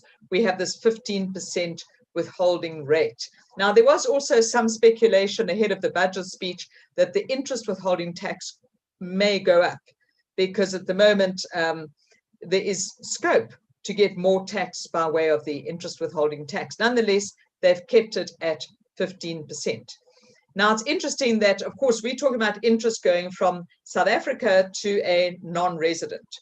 If there was a double tax agreement that applied between South Africa and the country in which that non-resident is a resident, you would need to look at that double tax agreement to see whether actually it might provide for a lower rate than 15%. Many of the double tax agreements do in fact provide for lower rates, and this can apply to your interest, royalties, and your foreign entertainers and sports persons. So what we are saying is where South Africa is the source country, this is where the income is arising, it's the country of source, there's a limit on how much tax we can impose. In our domestic tax legislation, that limit is 15%, but in the double tax agreement, it might be even lower than that, in which case the lower rate would apply if the conditions of the double tax agreement have been fulfilled. When we talk about disposal of immovable property, this is a slightly different withholding tax. This is just a means of interim collection of tax on the disposal of the property, bearing in mind that if a non-resident disposes of SA immovable property, that disposal is subject to capital gains tax. Now, of course, you could wait until this person submits a tax return and then assess them, work out what your actual capital gains tax liability is, and then call upon them to settle that tax liability. That could take a long time, and perhaps it's wishful thinking as to whether you're ever going to recover that tax. So this withholding tax is a collection mechanism that operates in the interim at the time that the property is sold and payment is made to the seller, the non-resident seller of that property. This withholding has to apply. So it's based on the selling price of the property, and it will be basically 7.5% if the seller is an individual, 10% if a company, 15% if a trust. Now, of course, we just spoke about the effective CGT rates 2 slides back. So we see here that the effective CGT rate if the seller was an individual up to 18%. Here we're saying that on disposal, we'll collect 7.5%, not on the capital gain, but 7.5% on the selling price as an upfront payment. And then with the idea that the balance will be collected when that non-resident submits a tax return and gets assessed at the end of the tax year. Now, if that non-resident has no other South African tax exposure, this disposal of property is the only SA tax liability that the non-resident is going to have for the year, it is possible to get a directive to not specifically use this rate, but actually to do a more accurate calculation of what the actual capital gains tax liability would be on the disposal of the property, and then to rather withhold closer to what the actual tax liability is. So this is a kind of a default in the absence of a more accurate calculation. And it's an interim withholding with the idea of a final settlement on assessment. Okay, I think that probably brings me to a good time to take a break. It is 2:30, and then we're just about to get into the corporate tax side of things, talking about tax incentives and other aspects of corporate tax. So let's take a 15-minute break, and I will see you back at 2:45. If you have any other questions you want to pop in while we take this break, and then I'll answer your questions at the end of the tea break. Okay, so see you back at 2:45.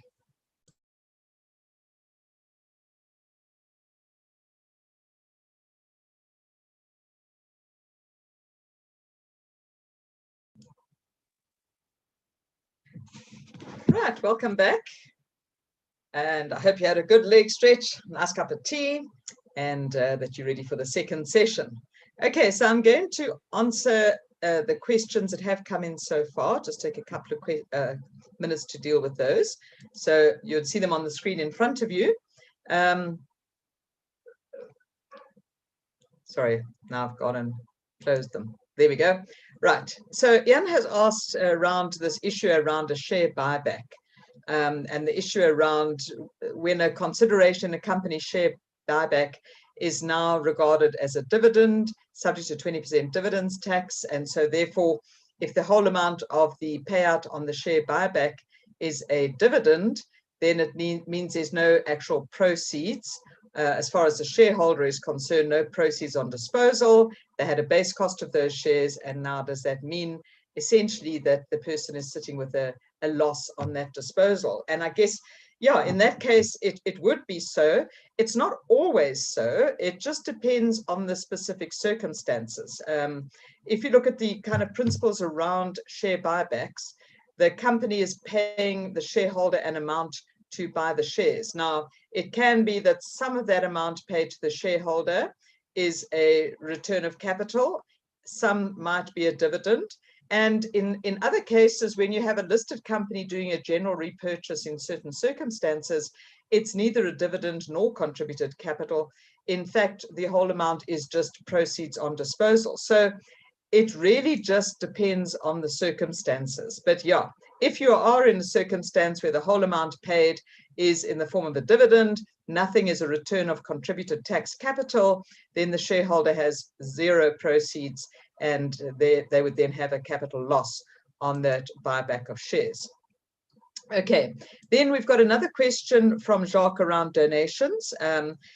Would you have to complete the donations form? Technically, you are supposed to complete the donations form for any donations made, even if they are fully exempt. I know a lot of people only practically only complete when they're making donations above 100,000. And so far, this has not really been policed all that heavily, but it really, technically, as I say, one should be completing that form for any donation. Would the donations affect estate duty? Not necessarily, not specifically. Your donations, you're looking at the 30 million. Of course, estate duty, you're looking at what's left in the estate. But yeah, I mean, in certain circumstances, you could have anti-avoidance provisions that kick in and so on. But in the ordinary course of events, no, they would not affect estate duty. So I guess what you're saying is, if you had donations of more than $1 million, is that going to make your estate duty rate go up? The two are looked at quite distinctly. And then Ian makes the point about savings back in the day, in the sort of pre-1990s, I guess. We used to have all these different savings vehicles. And I remember we used to have all these detailed tables, giving away my age now, that used to come out with the budget speech showing, if I recall correctly, it did show how much you could invest in each of those items and what the sort of return was.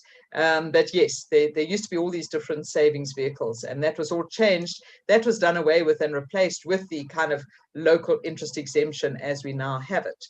And so, yeah, so instead we've just got the one local interest exemption, so it doesn't really matter what type of vehicle you invest into. Of course, as I mentioned, you do have your tax-free savings accounts that give you a full exemption. Okay, so I hope that did answer all of your questions. All right. Okay, so if you have any other questions and you'd like me to come back to that at the end of the webinar, we can do that. Right, I'm just checking if there are any questions in the chat box. Right, so let's carry on then. Okay, so I said we're going to start looking at some of the corporate tax, looking at tax incentives. Now, there's been a lot of discussion over decades around the role of tax incentives in a tax system. Some people are very in favor of tax incentives. Others feel that you're giving away your tax base. And so government certainly for the last few years, and Davis Tax Committee did look at this, because obviously looking back at the previous commissions, the Margot Commission, the Katz Commission, and so on, they've all had their views on tax incentives. And in some cases, vehemently opposed to tax incentives on the basis that you're giving away your tax base. And so, yeah, in recent years, government has started, because they are concerned about losing tax base and shrinking tax base. And so they have announced over the last few years that they'll be looking quite closely at tax incentives to see whether they should continue with these incentives. They say, you know, it's favoring certain people and not always achieving the objectives. So maybe you're putting incentives in place to stimulate investment, economic growth. You're not always seeing the returns that you expect. And of course, tax incentives is giving away tax base. So you want to make sure that it's not giving away, but investing in, that you're going to get a return in the longer term. So in the current year, we expected to see a bit of a focus on tax incentives. I've just given some of the main ones here with their sunset dates. And some of these sunset dates have been extended, like our learnership allowance extended through to 2024. And some of the others have been extended to the dates that you see on the screen in front of you. Of course, the big one is the venture capital allowance, section 12J, which has a sunset date of the 30th of June, 2021. And the big question was whether government was going to announce an extension to this sunset date in the current budget speech. Well, this has been under a lot of discussion for the last few years. In fact, it's quite interesting to see the life cycle of this venture capital company incentive. When it was first introduced in 2009, it was put in place to provide a generous incentive for people who would invest money in high risk private equity sort of startup business investments. But initially there was very little take up of this incentive, because there were a lot of terms and conditions and all sorts of restrictions that applied.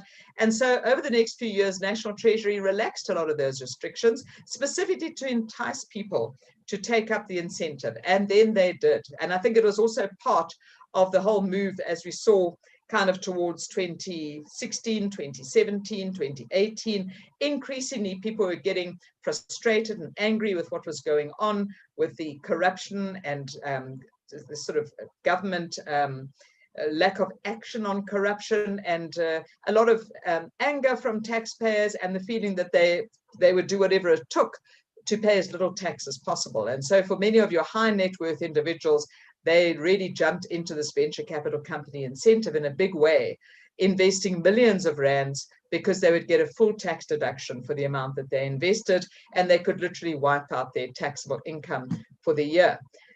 And so actually this incentive became too successful for its own good, if I can put it that way, because then National Treasury and SARS became concerned about the loss of tax base, because they were losing taxable income of their high income taxpayers. And I spoke earlier about the huge reliance on just a few million personal income taxpayers to really keep the whole tax system afloat.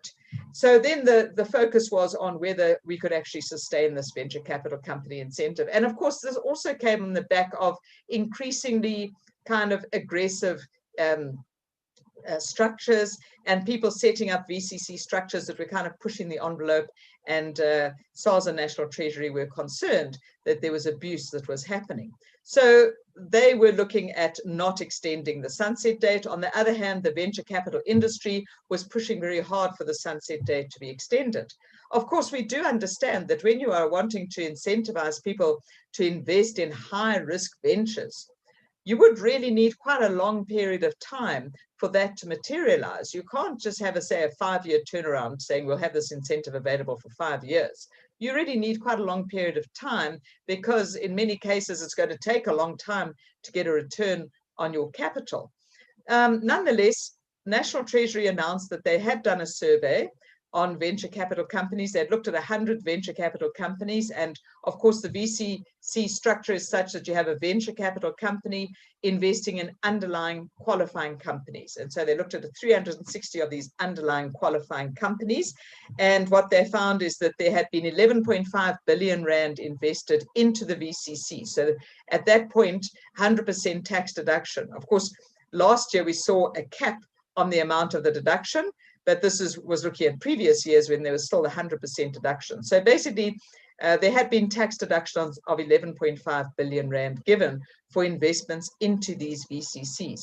And then of that, 4.2 billion had gone down to qualifying company level. Of course, that in itself is not saying there's anything sinister.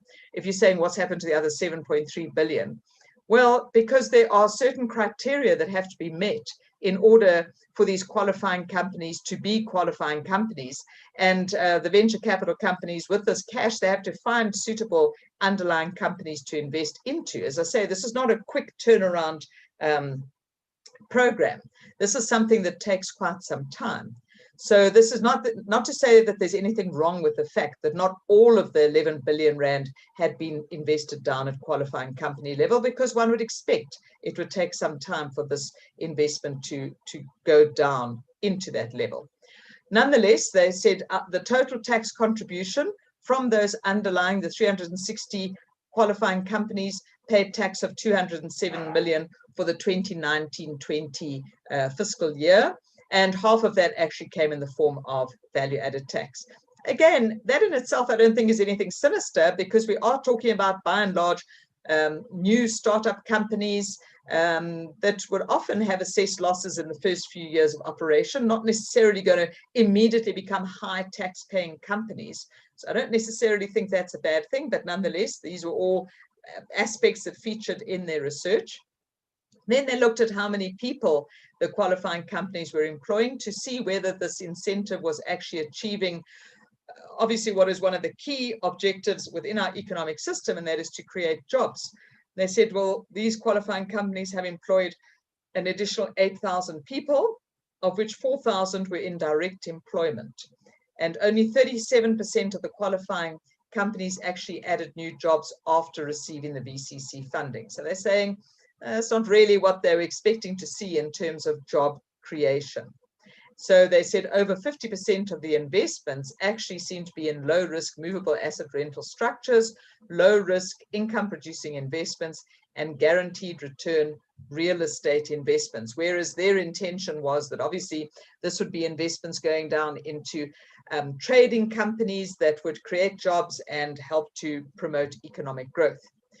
They did say that their findings broadly corresponding with similar research conducted by the Venture Capital Association, that their outcomes in terms of predictions on job creation and tax estimates differed.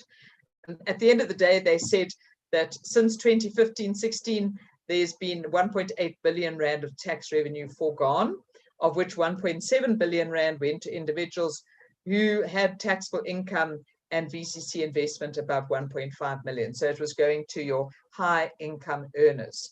The revenue foregone in 2018-19 was almost R1 billion before the deduction cap of 2.5 million was introduced. So they're saying based on that research, that persuaded them that they should not extend the sunset date, because the incentive was really giving a benefit to your high net worth taxpayers, and it was having limited economic impact.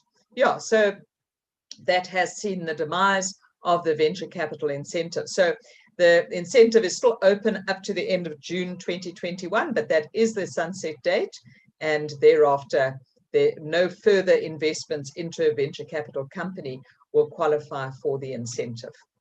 In the meantime, of course, we have the incentive that is capped, 2.5 million rand for individuals, 5 million for companies. That cap was introduced last year. Right. And then your specific excise duties, of course, sin tax is always a big focus of the budget speech. How much more are we going to pay for the beer, wine, cigarettes, and so on? And in this budget speech, we saw an 8% increase in the sin taxes. And that is expected to produce an extra 1.8 billion rand of tax revenue. 1.1 billion from sale of alcohol, and almost R1 billion from the sale of tobacco. So as I was saying earlier, when I spoke about the tax collections from specific excise duties, these are big tax generators. Some people might say, well, why didn't we increase sin taxes even further? Because, you know, people would still pay and you would still collect the taxes. And maybe it might even change behavior if you get to the point of really significantly increasing sin taxes. Nonetheless, the decision was made 8% across the board, well, almost across the board. And then, of course, they are also now taxing your heated tobacco products, taxes 75% of the cigarette excise rate, and they're looking at introducing tax on e-cigarettes in 2021. So they will then publish a discussion paper on how to go about taxing your e-cigarettes. So with the 8% increase, you can see your increase in the price of various products, from beer, wine, sparkling wine, etc. The only product that has not had an increase is sorghum beer, and that has been the case for the last 20 years. We've not seen any increases there because the motivation is that that's really a health product, not just specifically an alcoholic product, and so they don't change the excise duties there. But on all of your other alcohol and cigarettes, you see that the prices went up from the date of the budget speech on the 24th of February. Okay, and I spoke about the revenue collections earlier, so I don't think we need to look at that again. On the fuel levies, we see that from the 7th of April, so next month, this is just after the Easter weekend, so it gives you a chance to go on holiday, get back, and then the fuel price will go up by 27 cents per litre. That's comprised of 15 cents per litre on the general fuel levy, 11 cents per litre road accident fund levy, and then 1 cent per litre increase in the carbon fuel levy. So that adds up to your 27 cents per litre increase. And that increase applies to both petrol and diesel. So what we'll see is the total fuel levy on petrol goes from 588 up to 615, and on diesel goes from 574 up to 601 per litre. Okay, so that's sort of between 35 and 40% of the pump price of petrol. Just depends on what the pump price is. Of course, that goes up and sometimes comes down, but it's around about 35% of the pump price that we're paying by way of fuel levies. It's a big amount of tax that we're paying on fuel. And of course, a big aspect of fuel levies is that it is a very regressive tax.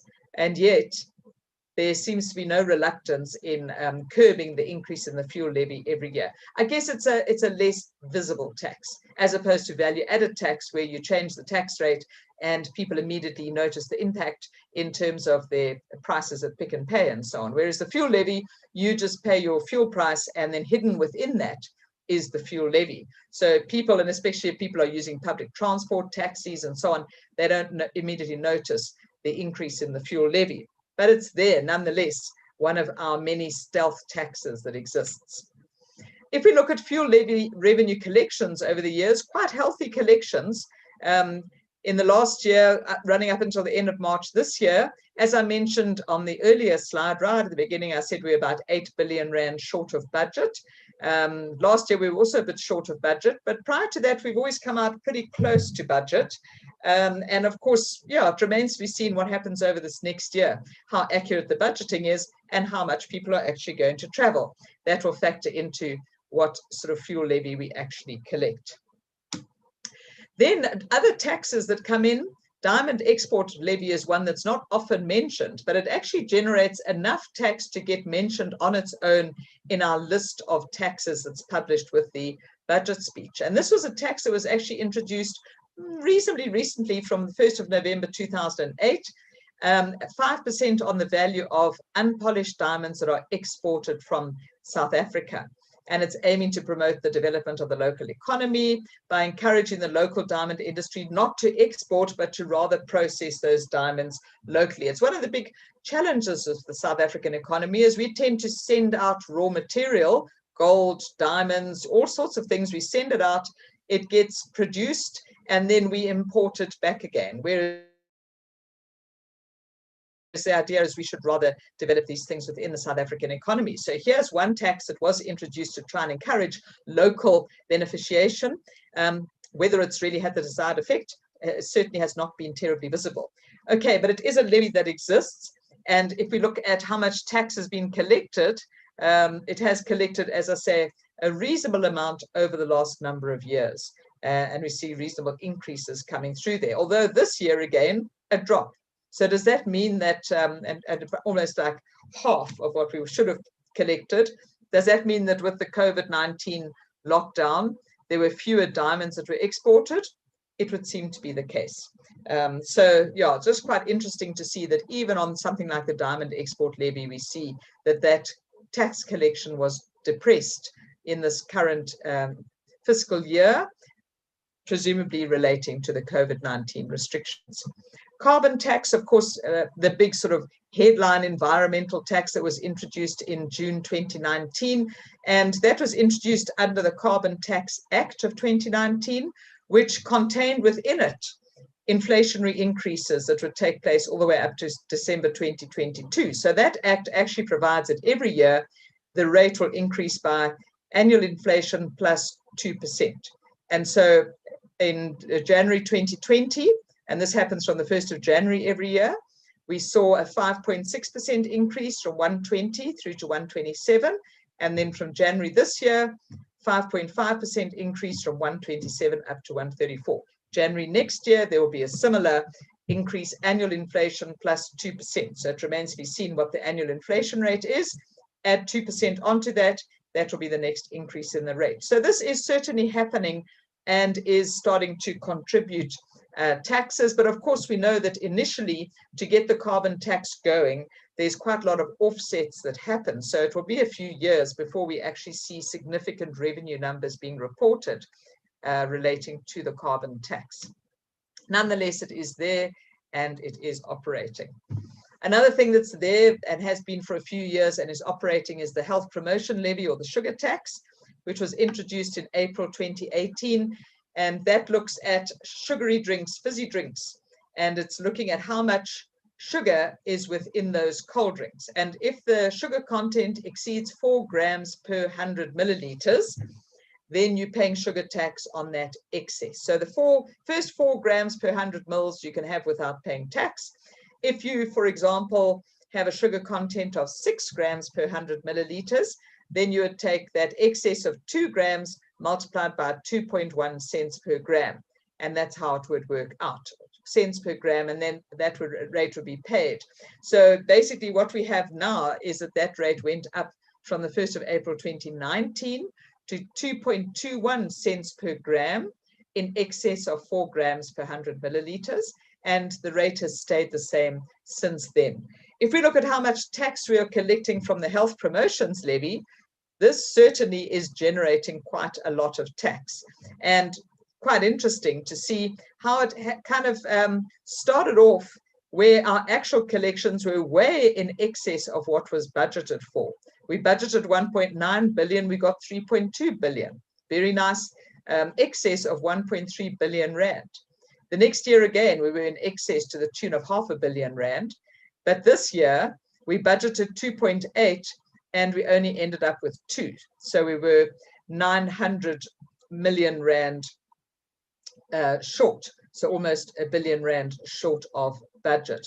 Now, I mean, is this related to the COVID-19 lockdown? My suspicions are that this is not so much related to the COVID-19 lockdown as it is related to the trends that have emerged. So what has happened is that your cool drink manufacturers, in many cases, have changed recipes so that they are producing cool drinks that have very little or no sugar. And people tend to buy those products. So we're seeing a shift in consumerism, and we are also seeing the manufacturers, even on full sugar products, we've seen their recipes change, that those products contain less sugar than what they did 2 or 3 years ago.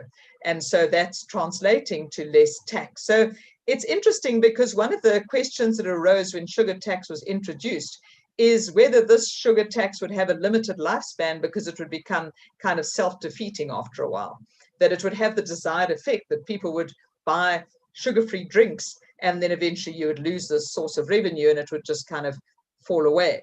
Well, I'm not suggesting that that's necessarily going to happen immediately, but perhaps over the longer term, we are going to see a continued decrease in the amount of sugar tax that we collect every year. Then other environmental taxes, this incandescent globe tax, will no change this year, but we saw last year that the rate went up and now stays at 10 Rand per bulb. We see the plastic bag levy also changed last year, a significant increase from 12 cents to 25 cents per bag. This applies to your plastic shopping bags. It doesn't apply to bags used for wrapping or packaging like Ziploc bags and household bags, refuse bags and so on, but it does apply to your grocery bags. However, many shops now have moved towards your bio bags. And the question is whether we should have plastic bag levy on these bio bags, because surely they are there to be environmentally friendly.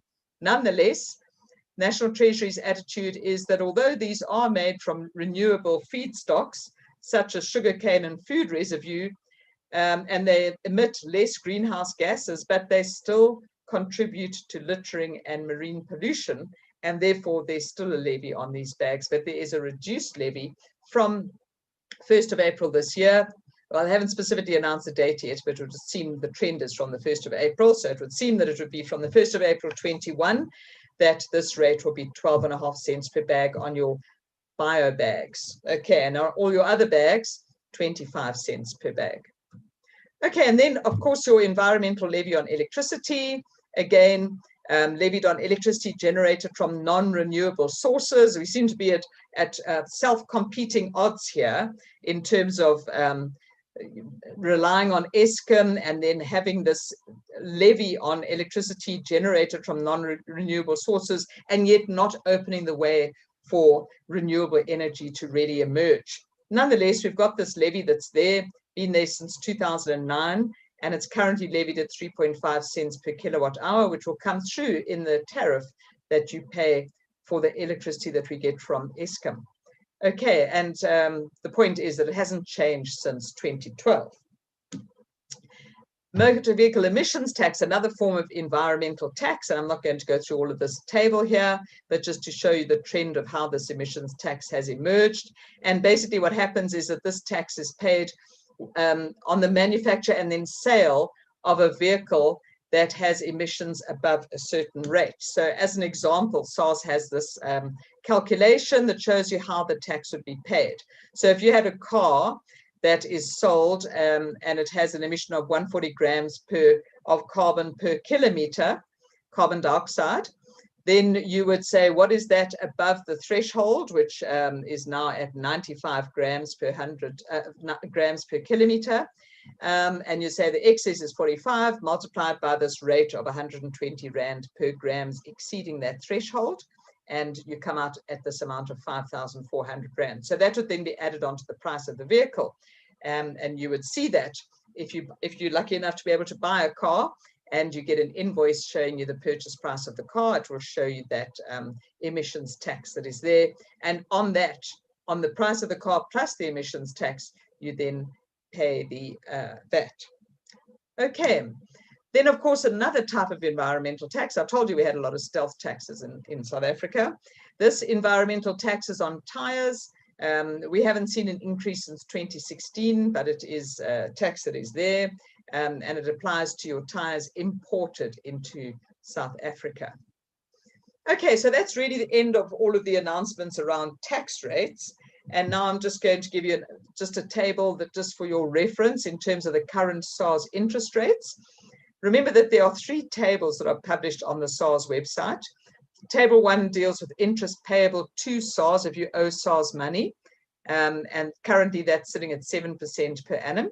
If SARS is owing you money and you're lucky enough to get interest paid to you by SARS, that interest is calculated at 3% per annum. And then there's another one on table 3, which is what we call the official rate of interest. And that's the rate of interest that we use when we compare whether you are paying a market-related rate. For example, Section 7C, dealing with loans to trusts, loans to companies owned by trusts.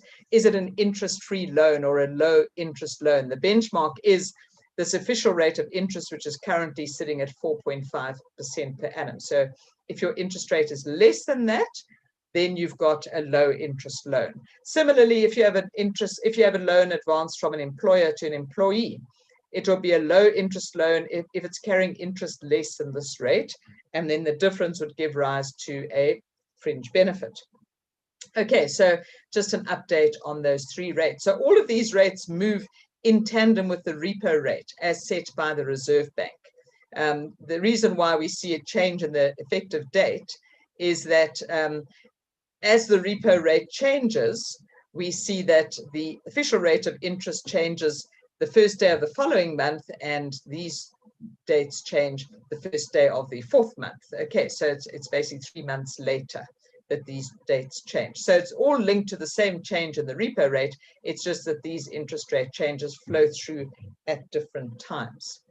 Okay, so those are the current SARS interest rates. Right.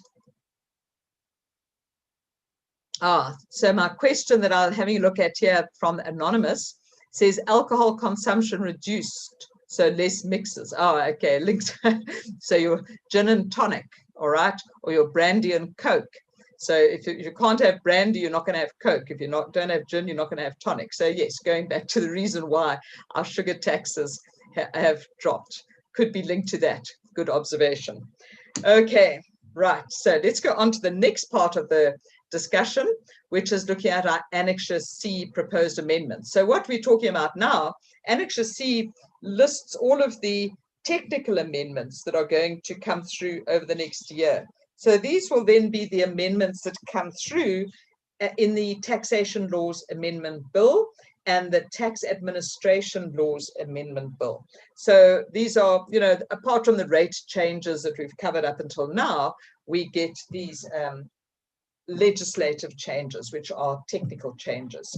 All right, so these are the proposals. Now, what happens with Annexure C, let me just go back here for a moment, is that towards the end of every year, in about August, September, thereabouts, there's a call for comment that goes out from National Treasury, calling for people to provide input on what changes are needed. So if there's any problem in the legislation, if there's an error in one of the provisions, or something's not achieving what it should be achieving, or perhaps it's achieving the wrong thing, it's achieving double tax or something like that, then people can bring that to the attention of National Treasury, and they then put that into Annexure C. So it's what we call our Annexure C amendments. Of course, it doesn't all come from the tax-paying communities. Sometimes SARS and National Treasury also identify their own problems or things that they want to change, and they put that into Annexure C to say these are the technical changes that are going to happen over the course of the next year.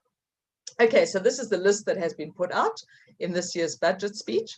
Long service awards. Now, in terms of paragraph 5 of the 7th schedule, we talk about assets awarded to employees, and normally the employer gives an asset to an employee. That would normally give rise to a taxable benefit, right?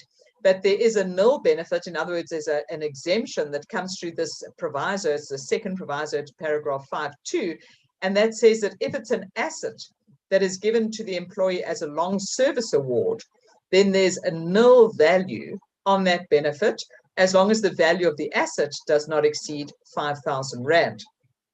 And long service is then defined as an initial unbroken period of at least 15 years or any subsequent unbroken period of at least 10 years. But it is talking about an asset awarded to an employee with a value not exceeding 5,000 Rand. And so what's been mentioned in the Annexure C is that employers recognize long service through awards in a variety of forms that could be considered non-cash benefits. The point of the matter is, if it's cash, it's taxable, okay? If it's an asset with a value not exceeding 5,000, then it's nil value. But what about other non-cash benefits that are maybe not specifically assets, but there are other types of awards that are given? So they are proposing to relook at the provisions of paragraph 5.2 to consider whether other awards within the same limit should also be treated as long service awards. So it remains to be seen what comes through there. Okay, then targeting tax abuse.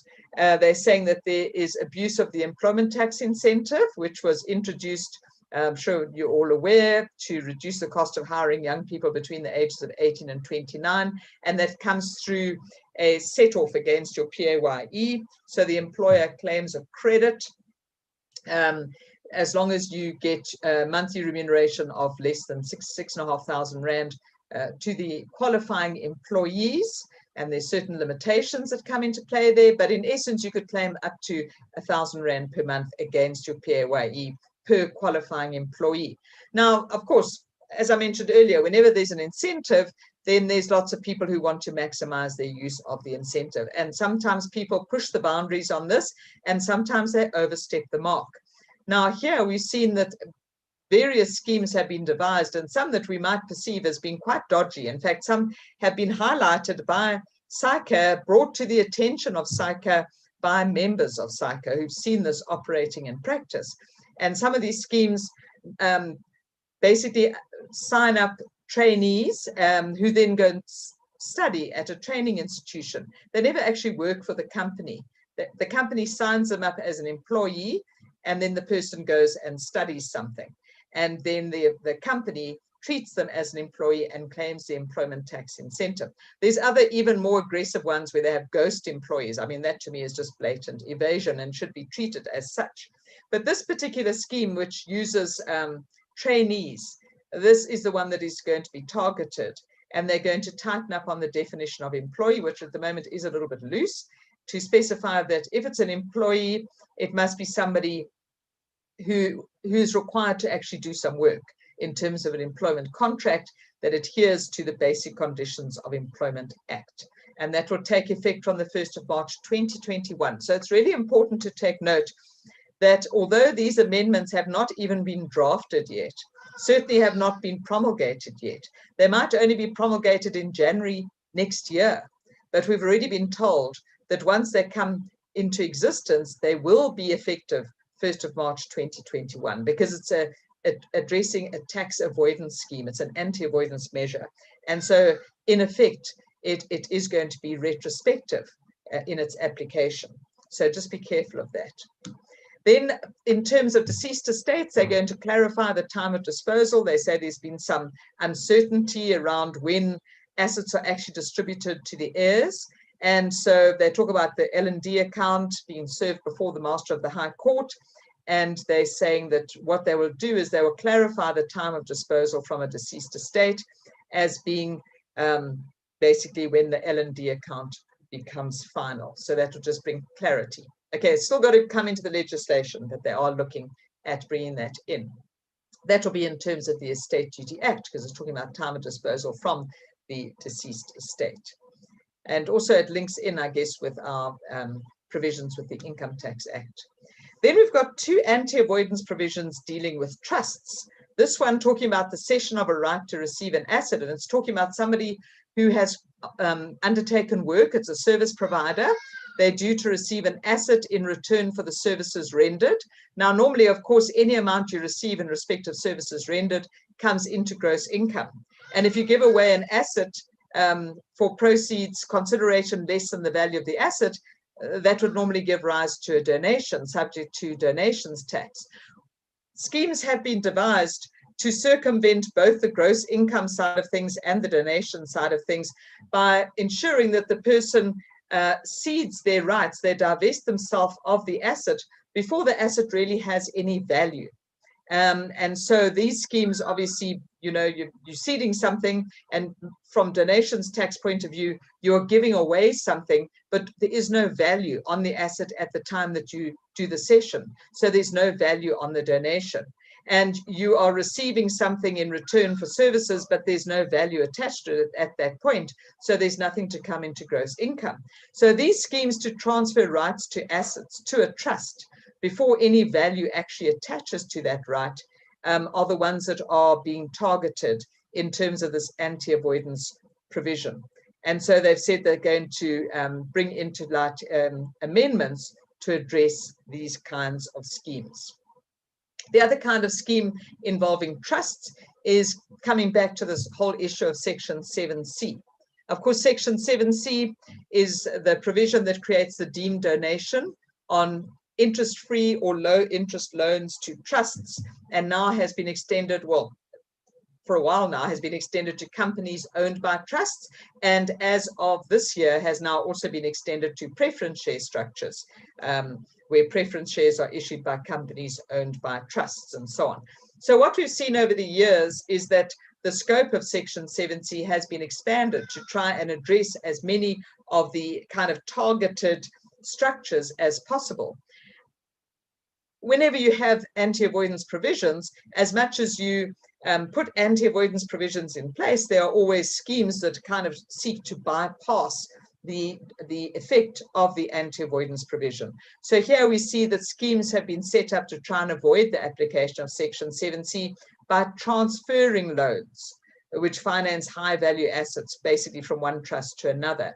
From one trust to another where the founder of the trust is related to the beneficiaries of the first trust, or vice versa.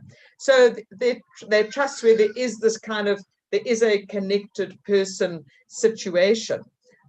Remember, beneficiaries to a trust are connected persons to the trust. The founder of the trust is not necessarily a connected person unless he's a beneficiary, but the founder could be related to the beneficiaries. And so you could have a connected person situation there.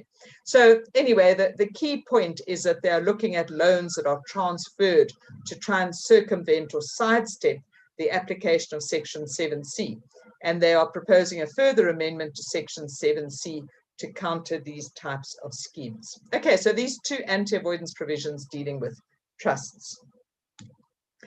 Then we get on to a whole range of amendments dealing with retirement funds and retirement benefits. I guess the most controversial one is this one talking about your retirement benefits after ceasing to be a resident.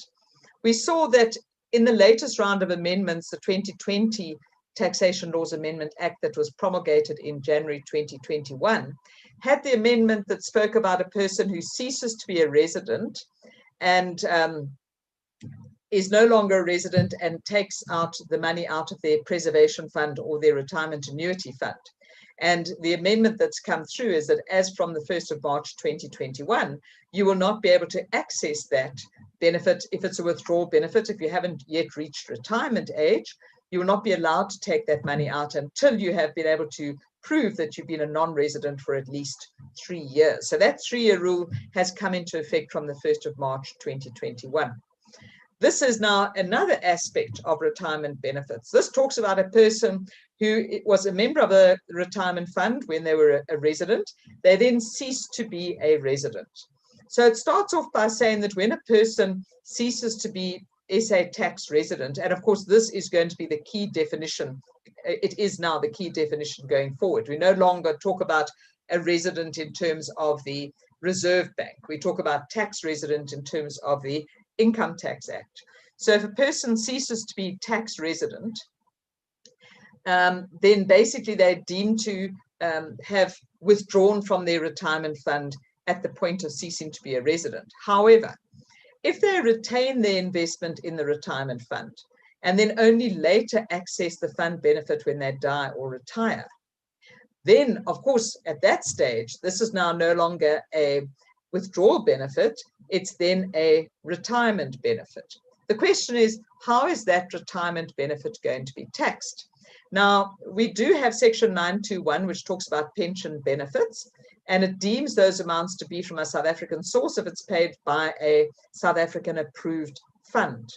So if you have a non-resident who's paid a lump sum from a South African fund, it is South African source income, potentially still taxed in South Africa, because remember, non-residents are taxed in South Africa on SA source income. However, we also have to look at the double tax agreement. So if this person in the meantime has become tax resident of country X, then you'd pick up the double tax agreement between South Africa and company X and see what that double tax agreement says around the treatment of pension benefits. Now, most of the tax treaties between South Africa and other countries typically provide that retirement benefits are taxed only in the country of residence. So if this person is now a resident of country X, even though they're taking a lump sum from the South African fund, which is South African source, but the DTA says that's taxed only in the country of residence, then it's only going to be taxable potentially in country X. And South Africa loses its taxing rights. It loses its ability to tax this money. But in all cases, when you have a double tax agreement that favors the country of residence, it would usually give the ability for the source country to tax, but only up to a certain amount. So South Africa is looking at making use of this opportunity. And the way that it's doing it is to say, at the point that you cease to be a resident, you deem to have taken a withdrawal benefit, and we will work out how much tax would be paid on that benefit. If you don't take the money out of the fund, then you don't have to pay that tax right then and there. We will defer the tax payment until you actually take the investment at the time that you retire, or perhaps if the person dies before they retire. At that stage, we would then work out what the amount of tax would be and work out this notional amount of tax that would have been paid at the time that you cease to be a resident. But you see what they're doing is that they're kind of pegging that tax liability at the point of ceasing to be a resident, albeit that tax only becomes payable later when the lump sum is actually paid out. And of course, that's in line with the ability to pay principal. Can't really tax people if they've got no cash available to pay the tax. But we are pegging our right to tax by saying that that is a tax liability that arises immediately before the person ceases to be a tax resident, that we will only claim that tax when they actually get a payout from the fund later on, which would then be a retirement benefit. So they're looking to change the legislation to basically build this into the legislation. So you'll see there, I'm just going to cut to the bottom bullet point because I've explained the rest of it. It says, when the individual eventually receives the payment from the fund, then you're going to work out the tax according to the prevailing lump sum tables. And yeah, you would give a credit for any amount that had been paid when the person ceased to be tax resident. But the idea is that we are establishing a tax liability which might only become, well, which would become payable maybe only in the future when the person actually retires from that fund. Okay, otherwise South Africa would lose the ability to tax those retirement benefits altogether, which does seem to be a bit unfair, bearing in mind that those savings have accumulated while the person was resident, and that's money that has been sitting in a retirement fund in South Africa. And remember that we don't tax those savings within the fund. The idea is that they would only be taxed when they're paid out of the fund. And if we lose our ability to tax that, then what we've actually lost is maybe decades worth of potential tax that is then lost because of the application of the double tax agreement. So it doesn't seem to be an entirely unfair treatment, but of course it might cause a little bit of concern with people who are planning to immigrate from South Africa. Okay, then some of the other amendments that are coming through dealing with retirement benefits and retirement funds. So in this case, looking at providing more options around acquiring annuities on retirement. So currently what we have is, and remember, as from the 1st of March, all funds have now moved to compulsory annuitization, provident funds as well. Yes, there is a protection of vested rights for people over the age of 55, etc. Okay, but for other people, basically, when they take out their retirement benefit, whether it's a pension, provident, or retirement annuity fund going forward, they can take a maximum 1/3 as a lump sum. The other 2/3 of their retirement benefit must be converted to an annuity. So at least 2/3, okay, 2/3 or more must be converted by an annuity. Now, the way that that currently happens is that either the fund itself pays the annuity to the member, or they use that money to then buy an annuity from an insurance company. So only those two options are available. The statement in the budget speech is to increase flexibility for a retiring member and maximize the retirement capital available to provide for an annuity. Government proposes expanding the amount of retirement interest that may be used to acquire annuities. A little bit blurry as to exactly what they're planning here. But some of the comment that they did put out in the budget speech tended to indicate that they want to make more options available for employees, for members, to basically acquire annuities, not just these two options that we have currently. If you look at the wording there, though, maximizing the retirement capital available to provide for an annuity tends to indicate that they might be looking at, going above 2/3. They haven't specifically highlighted that. I'm just reading a little bit between the lines here. But let's hope that it is just a positive amendment that's looking at giving people more options around acquiring annuities, that they could perhaps acquire their own annuity, not only have to rely on the fund going and buying an annuity from the insurance company. Then transfers between retirement funds by members who are 55 years or older. So what we see from the 1st of March 21, as a result of provident funds now coming onto compulsory annuitization, is that we see that the playing fields are a lot more relaxed now in terms of transferring tax-free transfers between funds. It used to be that you could only transfer from provident to pension and not vice versa. But as from the 1st of March 2021, you can now transfer provident fund to pension fund to provident fund, because provident funds are subject now to the same annuitization rules as pension funds. So they're kind of on an equal footing. Of course, the retirement annuity fund, you can only transfer to another retirement annuity fund. And even then, I think that's going to be quite difficult to do. Okay, but what they're proposing here is to allow members of a pension, provident, or retirement annuity fund, if they choose to retire early, then they should be able to transfer to another similar or more restrictive fund on a tax-free basis. So opening up options to transfer to different funds if the person is taking early retirement. Again, on funds, looking at benefit funds, retirement funds. So when we've got a contribution to a defined benefit fund, sorry, I'm getting myself tongue-tied. When we've got a contribution to a defined contribution fund, okay, then the fringe benefit value is the amount of the contribution paid by the employer in terms of the 7th schedule. There has been a bit of confusion if that retirement fund provides both a retirement benefit and a self-insured risk benefit. So the amount that the employer is paying to the fund is actually providing both the retirement benefit and a self-insured risk benefit.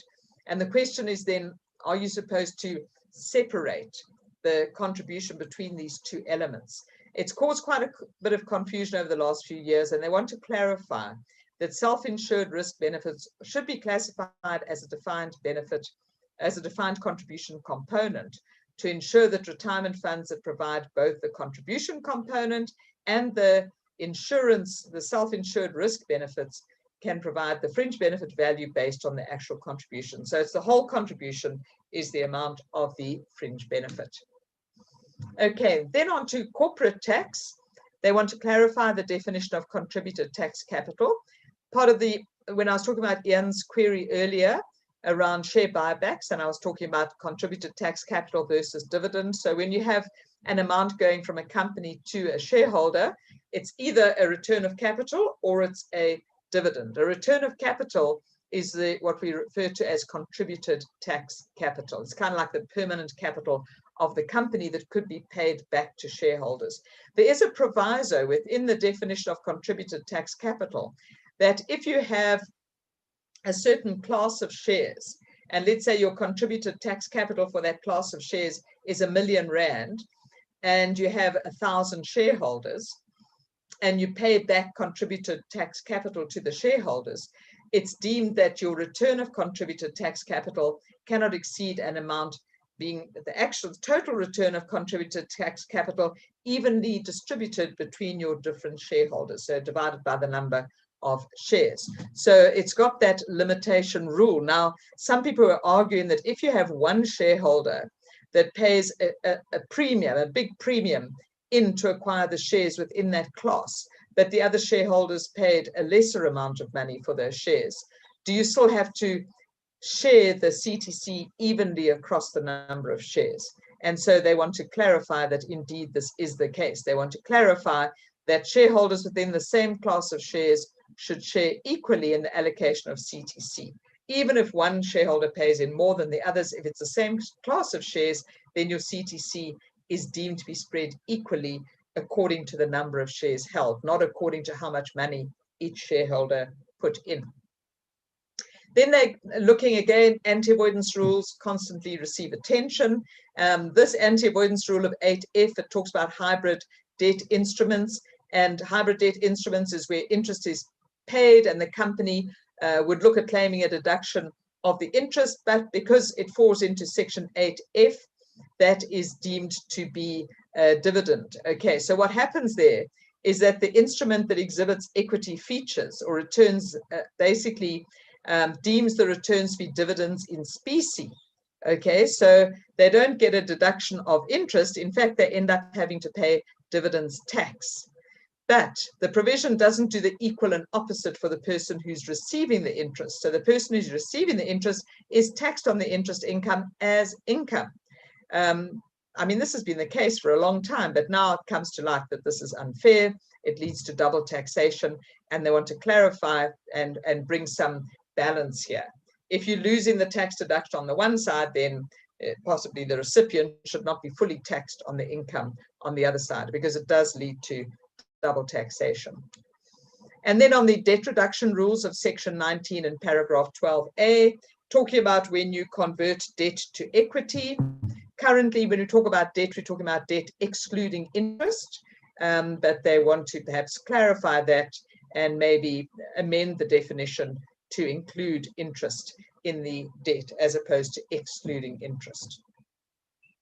Then the next few amendments, and I'm really not going to talk about them in a lot of detail. I've got them on the slide here for those who are interested. I'm just going to literally read the headings to you.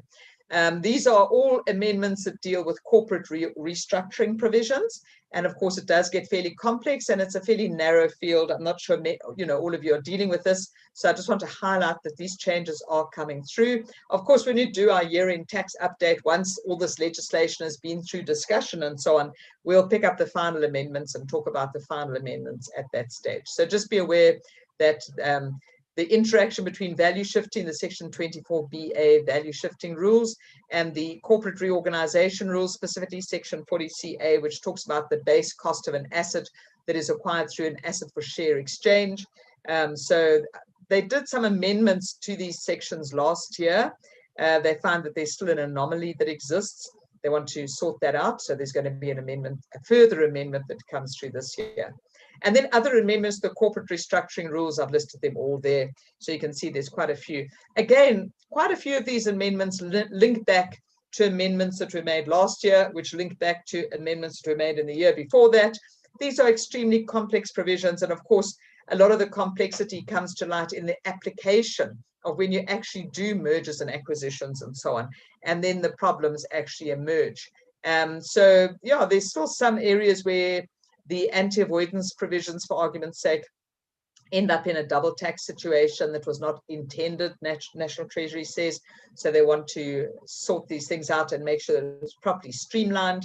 And yeah, so there's quite a few of these amendments that are going to be coming through over the course of the next year. But there's usually these draft amendments that come out around the corporate restructuring rules, and even the previous one that I mentioned with section 24BA value shifting. Usually a huge amount of debate and discussion goes on around these, and often what emerges at the end of the day is not really exactly what was mentioned in the budget speech. So let's wait and see what comes through in the actual legislation. On the international tax as well, of course, quite a complex space. And so with controlled foreign companies, we see two proposed amendments coming here. The one dealing with the diversionary rules. When you talk about a foreign business establishment, and it seems that there are people who've been setting up structures to try and sidestep some of the rules that apply there. And then also, we saw last year an amendment coming through in anticipation of allowing loop structures, which are now allowed. And they're talking about limiting the participation exemption under paragraph 64B of the 8th schedule. And there's some further amendments coming through there, dealing with when a CFC ceases to be a CFC. Also on the international tax side with royalties withholding tax, they want to bring this more in line with the interest withholding tax, which currently says that If you're non-resident, remember interest withholding tax, I said, applies when you've got interest paid from South Africa to a non-resident, okay? If that non-resident is either exempt from the interest or is eligible for a rate lower than 15% because of the application of a double tax agreement, then that recipient would submit the declaration and undertaking to say that they are eligible for the exemption or the lower rate. They want to introduce a similar provision for royalties withholding tax. So that's going to come through over the next year. Then various VAT amendments, this one dealing with VAT refunds on gold. If any of you have followed the Rapper case, which came through the Supreme Court of Appeal just a couple of months ago, and that dealt with VAT refunds that had been withheld for an extended period of time, and then the matter went actually to the High Court to seek relief to instruct SARS to basically pay the refund. And the court said that, you know, it was not right that SARS should delay refunds indefinitely and drag audits on and on. But SARS' rebuttal to that was that in that particular industry, when you're dealing with people who are trading in gold and exporting gold, they perceived that there were some avoidance and evasion schemes and some malpractice going on around that refunds. So as much as they got a rap over the wrist from the judgment that said that, you know, they should basically get a move on in paying back that refunds, they've then said, well, they were going to make some proposals to change the legislation to tighten up the VAT refunds on these transactions, dealing specifically with gold trading. Then on insurance, they want to align the VAT Act with the new Insurance Act to provide for micro insurance businesses. Then on the question of temporary letting of residential property, this is a long saga that goes all the way back to the 2010 budget review, and it links back to the VAT Act, which talks about the change of use. So if you have a vendor who has acquired goods or services for the purposes of using that in making a taxable supply, the vendor claims the input tax credit, right, on the acquisition or the incurral of that expenditure, because they're going to use that for making taxable supplies. If they end up not using that for making taxable supplies, then there's normally a clawback of that input tax. Now, in the case of property, we have the same provision. Section 8(1) of the VAT Act requires output tax adjustment when the property is no longer used for the purpose of making taxable supplies. Now, with property developers, this came to light when they were developing residential property, claiming the input tax, but then they were unable to sell the property. And so to assist them with cash flow, they would either rent out the property or maybe move into the property themselves. Now, the issue was that they then had a change of use, and they then have to raise output tax, and that's done on the basis of a deemed supply equal to the market value of the property when the property is let for the first time. There was some relief that was brought in, and this followed the 2010 budget review, and it actually came through in the following year, 2011, effective 10 January 2012. And that basically provided this relief that said for 3 years, you know, if you rent out the property for the first 3 years, then there's no deemed supply. That was then extended up to the end of December 17. And then it kind of died, and it was not extended after that. However, in the 2010 budget review, the statement was made that they needed to investigate and determine an equitable value and rate of the clawback for developers, as the current treatment is disproportionate to the exempt temporary rental income. Yeah, I mean, if you're developing a property and it has a value of 5 million rand, you rent out that property currently, as soon as you start renting it out, because you no longer have this 3-year protection. So as soon as you start renting out the property, you've got to now have a deemed supply equal to 5 million rand, and you've got to pay the VAT on that at using the 15%, because the deemed supply happens now, right? Doesn't matter when you claim the input tax. So you've got a 5 million rand supply, but you might only be renting out this property for a few months. So it is kind of inequitable in terms of the value of the deemed supply versus the actual rental, in other words, the mischief that they are targeting. So they now are saying that they actually need to go back and relook at this matter. So even though it's been sort of in process for more than 10 years. They have said they're going to go back and have a look at this again. So we expect to see some amendments coming through in the next year. So maybe that will give some further relief to your property developers. Remains to be seen. On the tax administration side, they want to tighten up on your Section 18A certificates that you have to have if you want to claim a donation to a PBO. So they are going to enhance the information required, more information. They're also going to put this into a third-party data system. So it'll be pre-populating, etc. So yeah, that hopefully is going to cut down on fictitious and incorrect receipts being issued. They're also going to have an amendment looking at refund of dividends tax on dividends in specie, linking the time frame. So there is a provision to refund dividends tax on cash dividends, as long as that's the claim is submitted within 3 years from the date of payment of the dividend. With a dividend in specie, the 3 years runs from the date of payment of the dividends tax. So they're just going to bring those two timeframes in alignment. And then on the EMP 501 returns, this is something that you need to pay attention to, is of course there is the penalty in paragraph 14 of the 4th schedule, 14.6 it is, which says that if your EMP 501 returns, that's your 6 monthly returns, if they're not submitted on time or if they have an error, then there's a penalty which could go up as high as 10% of the employee's tax withheld during that period. The problem raised by SARS is that if the employer is so non-compliant that they haven't been submitting their EMP 201s, their monthly returns, or their 6 monthly returns, SARS doesn't know how much employees' tax has been withheld over the period, and so they've got nothing on which to base the penalty. So now they want to introduce an amendment that allows SARS to raise the penalty, making use of an estimated assessment for employees' tax so that they can then calculate their penalty accordingly. So that does, I think, yeah, it could well create some practical problems for people who are in arrears with their EMP 501 returns and the employees' tax returns.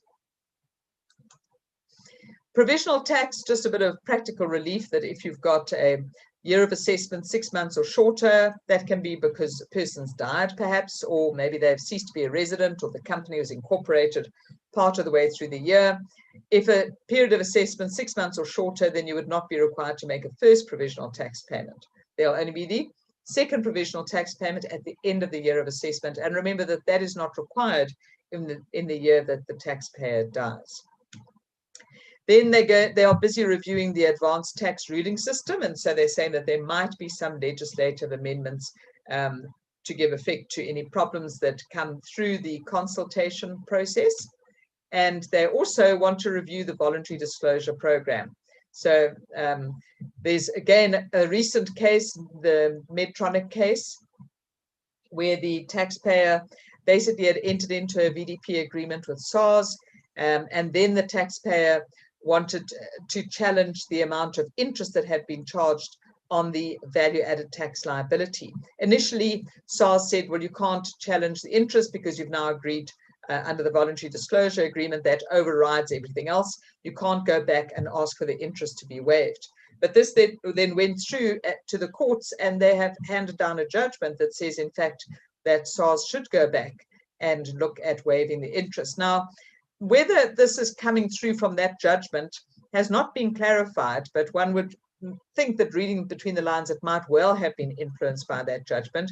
But all that they've said is that they want to review the voluntary disclosure provisions in the Tax Administration Act, Chapter 16 of the Tax Administration Act, to align with SARS strategic objectives and policy objectives of the program. So it's kind of a little bit fuzzy as to exactly what they're planning on doing there, but they have said that they're going to be reviewing the voluntary disclosure program as it stands in the Tax Administration Act at the moment. Okay, and that's really all of the amendments that have been proposed in the budget speech. I don't see any other questions in the chat box. Let me just see. As I did that, I lost my screen. Okay, so there is a question here.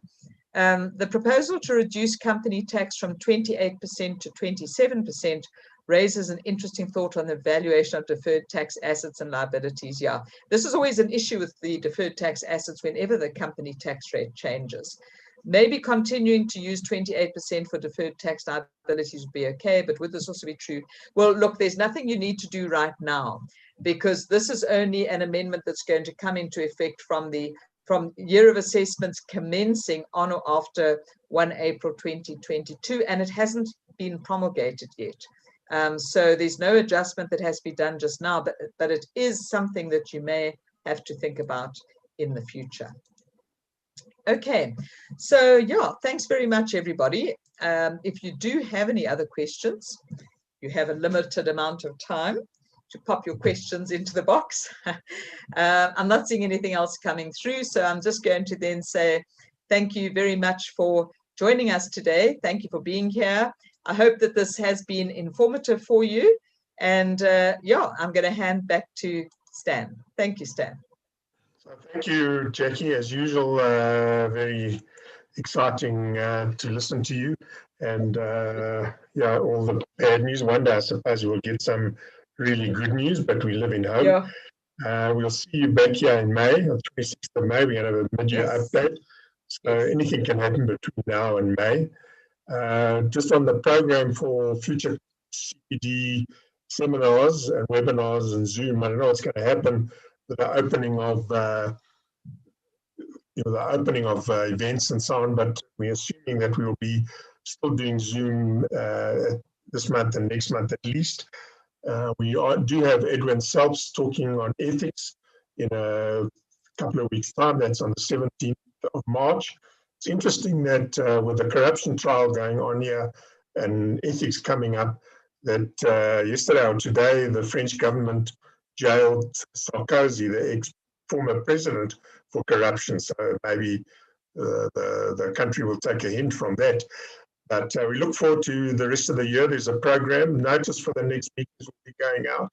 If you've paid your dues for this webinar, this Zoominar, your certificate will be on its way in the next day or so.